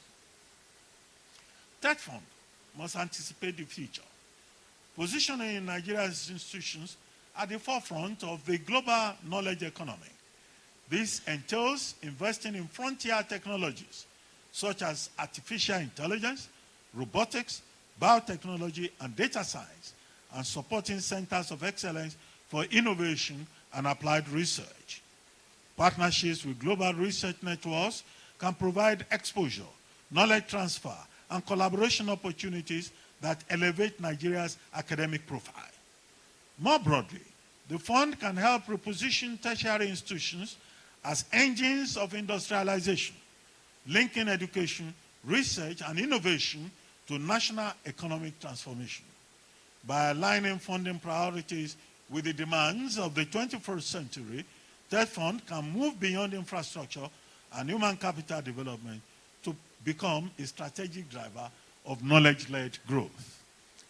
TETFund may not be perfect, but it is indispensable. Arguably, one of Nigeria's most impactful government interventions in education. Its strength, transparency, efficiency, and forward-looking approach are crucial if our universities are to compete globally, produce skilled professionals, and generate research that addresses national challenges. However, sustaining TETFund's impact is a collective responsibility. It requires commitment, not only from the fund itself, but also from government, institutions, lecturers, students, the media, and all Nigerians who value the promise of education. TETFund should be seen as a national treasure, one that must be protected, strengthened, and modernized to ensure the continued growth and competitiveness of Nigeria's knowledge economy. In conclusion, the way forward for TETFund is clear. Deepen transparency, strengthen research, enhance institutional capacity, communicate effectively, and invest boldly in future-oriented development. By doing so, the fund can not only maintain its current successes, but also future-proof itself, ensuring that Nigeria's tertiary education system remains resilient, relevant, and capable of driving sustainable progress. Mr. Chairman, distinguished ladies and gentlemen, thank you for listening. A most excellent submission by Dr. Reuben Abati. I'm sure you agree with me that that deserves another round of applause as he takes his seat. Thank you so very much, sir. All right, a number of things to get through, and I'm sure you'd agree with me that on his note where he ended by saying TETFund may not be perfect, but certainly indispensable. He started off his presentation highlighting the fact that no country rises above its educational strength. And that is absolutely correct. He spoke along the lines of beyond infrastructure, human resources, talked a lot about professionalism, discipline, and strategic clarity, highlighted and touched on accountability of TETFund itself, looked at the public perception around performance and legitimacy with regards to TETFund, again, just buttressing the point around accountability. And of course, in his presentation, as with the first presentation, he was also able to end by preferring solutions as to the way forward to ensure that TETFund remains an enduring institution that, agent actually, that serves the purpose for which it was created. One more time, please, can we celebrate Dr. Ruben Abati for that excellent presentation? Indeed, he deserves a resounding applause. One of the things which Ayo talked about is about Dr. Ruben Abati prioritizing, his approach of honesty without attempting to be softened with his message of flattery, which is evident as some of the things which he reeled out about TETFund and some of the solutions which he encouraged TETFund to do more in its strides to continue to build a brighter and a more prosperous Nigeria when it comes to the future of education in Nigeria. Please, let's put our hands together for him once again for that resounding presentation. Thank you. Well, I do believe that, Architect Echono, you have your work cut out for you. Today has been more about giving you more tasks, and I believe that the chairman of the BOT will be holding you accountable to that, and that might just very well form part of your KPI. As it was said, Professor Killer said this, have you done this? Dr. Abati mentioned this, have we been able to implement that? But at this point, for the next, I think just for a few more minutes, because I know that a number of people who've come out today, and we want to appreciate you for staying the course with us. We're really grateful, and we'll be breaking for lunch and then closing very shortly. But we thought it was important to interact. Yes. So we'll take 3 questions or comments from the audience before we wrap up. Because of time. Oh, I can see the ESs are now up, so it means we'll take 3, as we said. So I'll just pass the microphone. Sorry, the media, please. We need extra microphone for those at the back. We said 3, 2 in front already. In fact, we have a room. Wow. Okay, we can see Koasu too as well. Okay. Can we make room for 4? Okay, so we'll make it 5. So we'll round off 5. Okay, so for gender equity and balance, I must take my, female delegate right there. So we have 2 gentlemen, 1 lady. Can I have any other person? Another lady? Okay, that's another lady behind. Where? Okay, yes, okay, yeah, she's excellent. So that makes 4. We need 1 more. 1 more. Okay, that man is almost touching the ceiling. He's almost touching the ceiling. Okay. Okay, so we're going to start. And by the way, if you have any questions or comments in the course of today, you can write it down. We have members of staff around the room. You can give it to them, and we hope to address some of your, if not all, of your contributions and concerns to us today. The ES, please.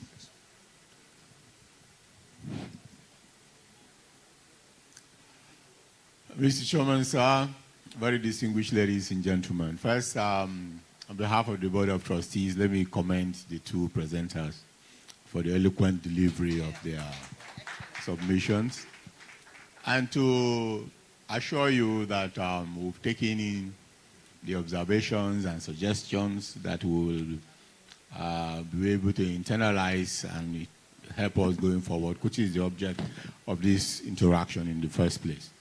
Just to provide a little bit of context and some bit of explanations, the first speaker talked extensively about collaborations, particularly with the private sector.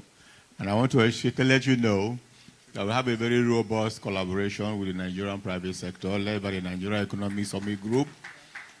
We are working with the Manufacturers Association of Nigeria, with NASIMA, and so on. And only a couple of weeks ago, the Honorable Minister inaugurated on behalf of the fund a research commercialization committee. And we had provided funding also to support that effort. We are even increasing that beyond our own scholars, to also include anybody that has any innovation that is seen, that has been able to prove the concept and can also be prototyped. We assist even all the way to try and get in patents and trademarks for our inventors, and we have now expanded it to even include student startups. Students who come up with ideas, funds are set aside to be able to do so. Then there is the other question that is, it trails me everywhere I go. I had the privilege of delivering a convocation lecture at a private university only last week. And a lot of the conversation was around how do we also bring the private institutions in the bracket. And we've had this conversation ongoing. And I want to assure you that we actually have windows that we collaborate with private universities in Nigeria. One is in the area of research. Our research has no proprietary preference.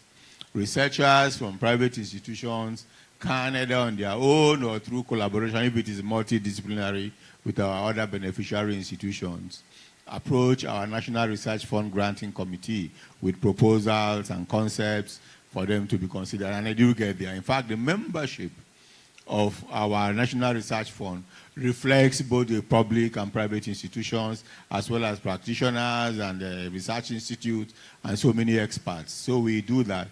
Also, we opened the window this year when we suspended, for the time being, foreign sponsorship of academic training, except for only areas where there are no local institutions. We expanded that and also engaged, we selected private universities in Nigeria as beneficiaries. So we'll be sending scholars to them for postgraduate programs, and that will help them. The resources we give them for that will help them also develop their faculties, develop their facilities, and so on. So we are collaborating in that area. And there are so many other partnerships that we are trying to evolve.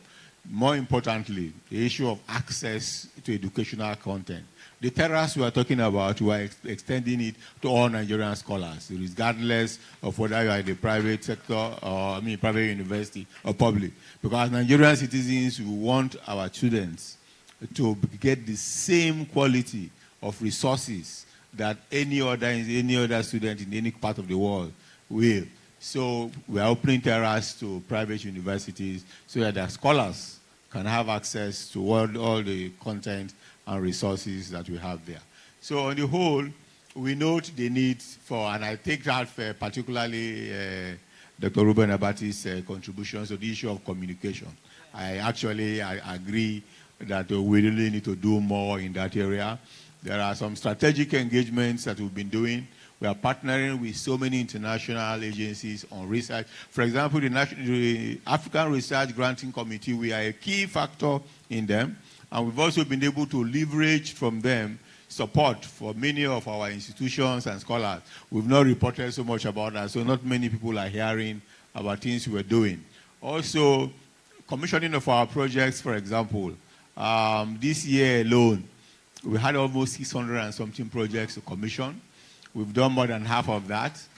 And we are using our members of our board of trustees. We are using even the heads of institutions during their convocation ceremonies. We are telling them, because there are quite many, we say you can commission them of some of these. Maybe some need some bit of publicity for some of these activities. It will also go a long way.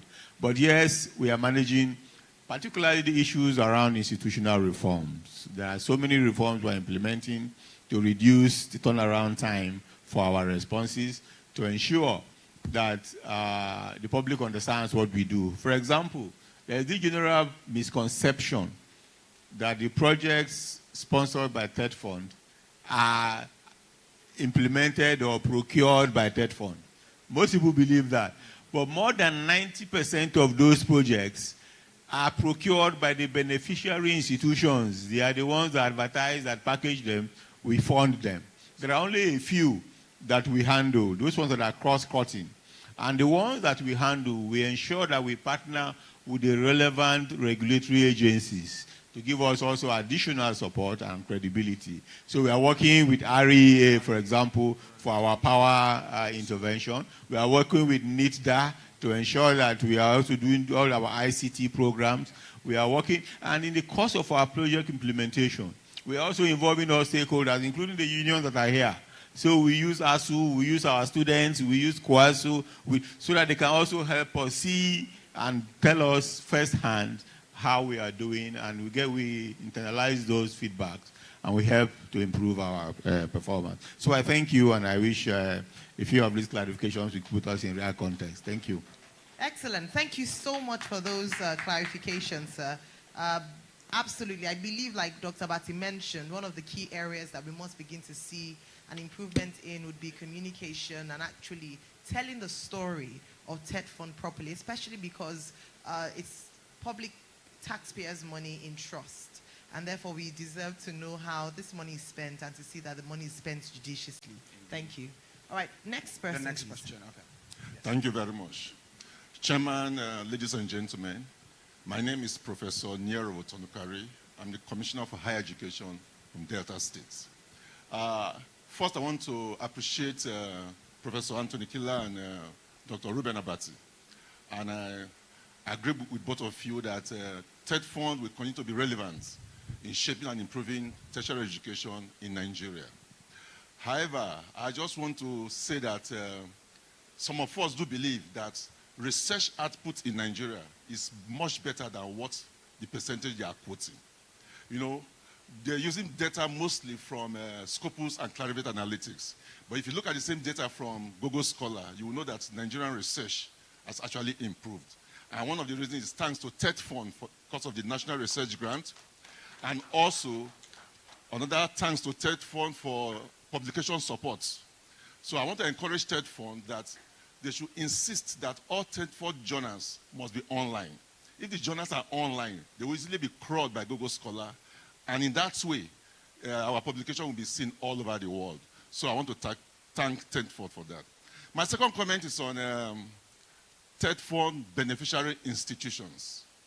I'm from Delta State, and Delta State has benefited quite a lot from TETFund.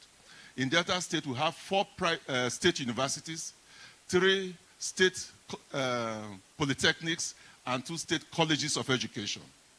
However, our first state university was dropped when we created 3 new universities, and 2 of the new universities were included in TETFund. And they have been there for 4 years now. So my governor wrote a letter to TETFund January 2024, requesting that there should be even development so that not only 2 universities will be benefited from TETFund. I mean, TETFund have done very well for the country because there's even development in the institutions. Within the state, there should also be even development. So we want to substitute 2 universities for the ones that are benefiting now, and also one of the polytechnics. So we want TETFund to accommodate our request. Thank you very much. Honorable Commissioner, thank you, sir.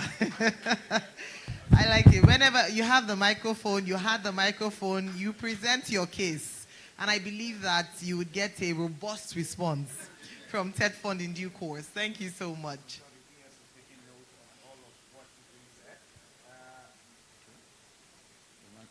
Okay, so we take another question from behind.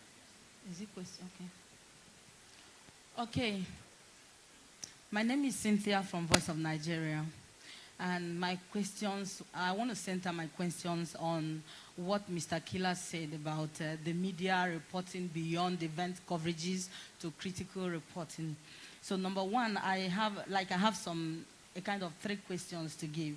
One is, what specific training programs does TETFund have for the journalists, at least to help them know more, understand more about higher education funding, research, yes, to just at least to assist them to know more about all this higher education funding, research, and institutional development beyond press statements, then event coverages like this and ceremonies. 2, is it possible for TETFund to open a public portal where allocations, disbursement, and project progress can be shown to the media? As in, we can just go there, get some information to update our report. Then the other one is, can TETFund fund journalists, maybe send journalists to join all those ones that are sending out, to at least give them the opportunities to know what they're doing there, get some questions, and be able to do their report. And finally, yes, it's still centered, finally, how will TETFund incorporate feedback from journalists into policy or communication improvement? And again, what long-term engagement structure does TETFund have for the media beyond event invitations, and quarterly briefings. Thank you. All right. Thank you so much. That's 6 in 1 question. Let's applaud her, please, for that. But very, very, very important questions, especially because it's my constituency as well. So I'm speaking up for them. Thank you. So Yes, would you like to respond to that? Okay. I'll touch a few of them very quickly. In terms of engagement with the media, we recognize the important role you play, not only in disseminating, but also in educating the public, and how the sensitivity of our sector and all that. We have an association, this called SWAN, ECAN, Education Correspondents Association of Nigeria, that we relate with, and we embed them in our programs. We actually, for every major program we have, we get them to go, even during commissioning ceremonies, when we have stakeholder engagements, we do that. But we are also conscious, I know we agreed that we'll be doing twice a year. We'll also be able to have interactive sessions with management, editors of publications, media houses. I think the next one is due in December. And we had one earlier in the year or the year about. So we'll continue to do that so that we can also sensitize them and then get feedback from them on how they perceive our performance and what areas we need to correct. As for mounted programs, we do not have specific, because our law limits us to institutions, so we do not have general training for journalists in the context that you put it. But in the process of our engagements, we'll be able to see how we can see how you also accompany us to do some of those things that you want to do. Thank you. All right. Thank you so much. Yes. The smile on her face is quite palpable after that. All right. So we have one question and then a final one there, and then we wrap up. Thank you. So 1 and 2. Thank you. Good afternoon, House. All protocols observed. My name is Morenike Omaibuji, and I'm from the civil society. We're glad to be here, and we see this forum as a very interesting one and a unique one, where I see it as, the transparency and accountability initiative of TETFund. I've learned a lot here today, and we are proposing as civil society, that TETFund should begin to look at, partnering with us. We are ready to partner with them. We engage in a lot of work, around education, and we're always at the tertiary institutions promoting the rights of women and girls. Excuse me. Also, especially on education and, challenges of education, knowing fully well that education is not just about the classrooms. Everything we go to do there, border around enlightenment and education. For example, we fight human trafficking and all forms of irregular migration, and girls are, always involved. We have had cases where we have girls who are in 400 level and they migrate, under deception to Libya, and then they end up as sex workers. All these issues are border on education, and we look forward to partnership opportunities with TETFund, where we can, continue to tackle systemic inequality, advocate for rights, and promote fairness. Particularly, we're looking at research. We're very vast in it as civil society. For example, our organization, Women's Consortium of Nigeria, has been, working on researches for over 3 decades now, and we look forward to partnering with TETFund. Thank you. Thank you very much. I believe ES would like to respond to that. Thank you for... You didn't hear my last sentence? No, he would want to respond to you. He heard you. We heard you. Okay, thank you. Thank you. First, I would like to thank you also for coming for this event. And to inform you that irregular migration is one key national problem that TETFund is very much interested in. Indeed, of the 27 centers of excellence that we established to address peculiar identified national needs. One of them is on illegal migration and trafficking. And it's located at the National Open University in Abuja. They indeed coordinate all our efforts in that regard. So I will advise also that you also contact the center, because I know they do so many programs in association with CSOs and other child rights groups and so on.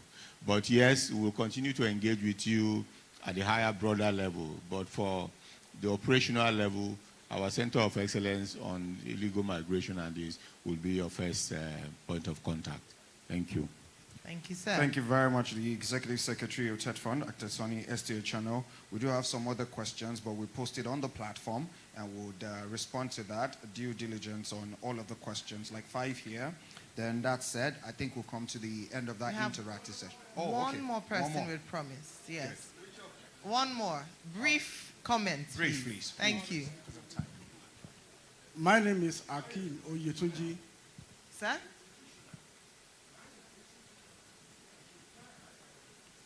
All right.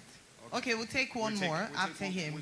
We'll take it back to back, and then the ES can respond to all comments at once. Okay? So after you, we'll come to the institutional comments, and then we'll wrap up. Thank you. I'm Akim Oyetunji, Deputy General Secretary, Lead of Corporate Online Publishers, GoCorp. Professor Anthony Killer, in his presentation, challenged the media to go beyond mere reporting releases by TETFund to institutions, that we should do more.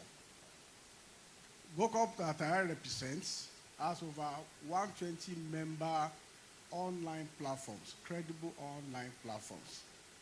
And we are willing to partner with TETFund.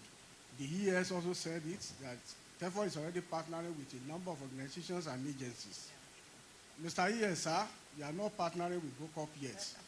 We want to partner with you. And I say on behalf of GoCorp President, Mr. Danlame Umodu, MNI, that GoCorp is ready to partner with TETFund. Thank you. Okay, well noted. Thank you. All right, final comment. Final comment, please. Thank you, please. I want to say that for the two presenters, they have demonstrated what they actually taught. I remember we were talking about philosophy the other time, and they say it's about growth, it's about development. And I think Ruben Abati actually gave us all what we needed in accommodating this. Yes, there might be gaps, but they are not yarning. They are not yarning gaps. They are just normal gaps that could always be addressed and be refilled. Having said that, the director said, I'm in Lagos, and I retire in Lagos. I retired at Adeniran Ogunsoya College of Education then, some 4 years ago. And I know that Lagos have a peculiar problem right away. I was discussing with my brother there, the PAMSEC, about what will happen now that all the institutions in Lagos have become universities. And we have a college, we have a polytechnic. Usually they should benefit from polytechnic side, and the College of Education should equally benefit. I am thinking, probably, I don't know what we're going to do so that Lagos State government will not lose. Probably the money for education will be converted to that of University of Education, and the money for the polytechnic will be converted to that of the University of, whichever way we want to look at it. But I just want that vacuum to be filled. I thank you, please. Most appreciative. I think the ES would respond to that.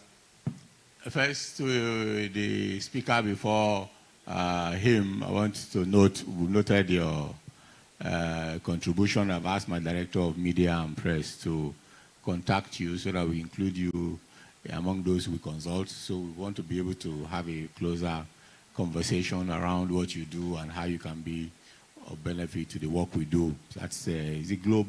We call it GlobeCorp. Okay. For the last speaker, actually the Board of Trustees have created, there is no vacuum, because the Board of Trustees have created a special mechanism that ensures that Lagos State gets the full value of what is entitled to under the TETFund mechanism. I think I can just, I'm sure the FAMSEC knows that. So all of them are still being funded. Thank you. Thank you so much. I think the PERMSEC was able to enthusiastically corroborate your statement. And even whilst he was making his statement, he shows that there is synergy between Lagos State and TETFund, and there are no gaps. Yes. Thank you. Thank you very much. Yes, sir. indeed. The synergy of purpose, indeed.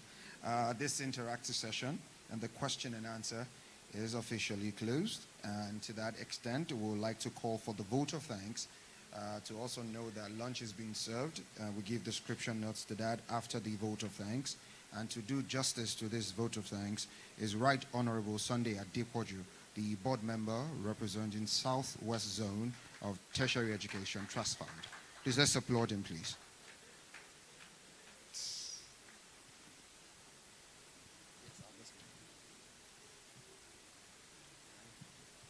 Thank you. The chairman of Board of Trustees. First, we want all of you to thank our president, a man of vision, a man of mission, a man of ambition, and back it up with action. A talent hunter, talent developer, for looking at the right person for the right job. Who is that right person? The man of the moment. As far as education is concerned, the Minister of Education, the reformist. From Lagos State, we thank Mr. President for a lot of innovation that is taking place. Without his support, the board can do but nothing.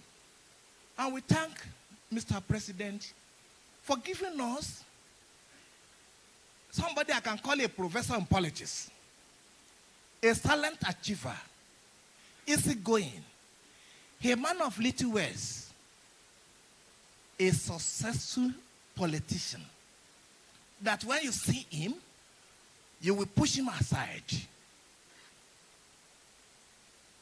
That man, I keep on appreciating you.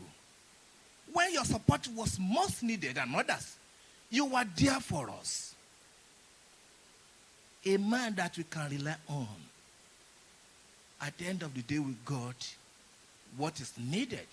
You have opportunity to do otherwise, but you are consistent, and you are still doing it. God continue to help you. You have shown the leadership by example, not only as a speaker or as a governor, but as chairman of Board of Trustees of the TETFund. Who is that man? You may not know, but you've heard about his name. It's Right Honorable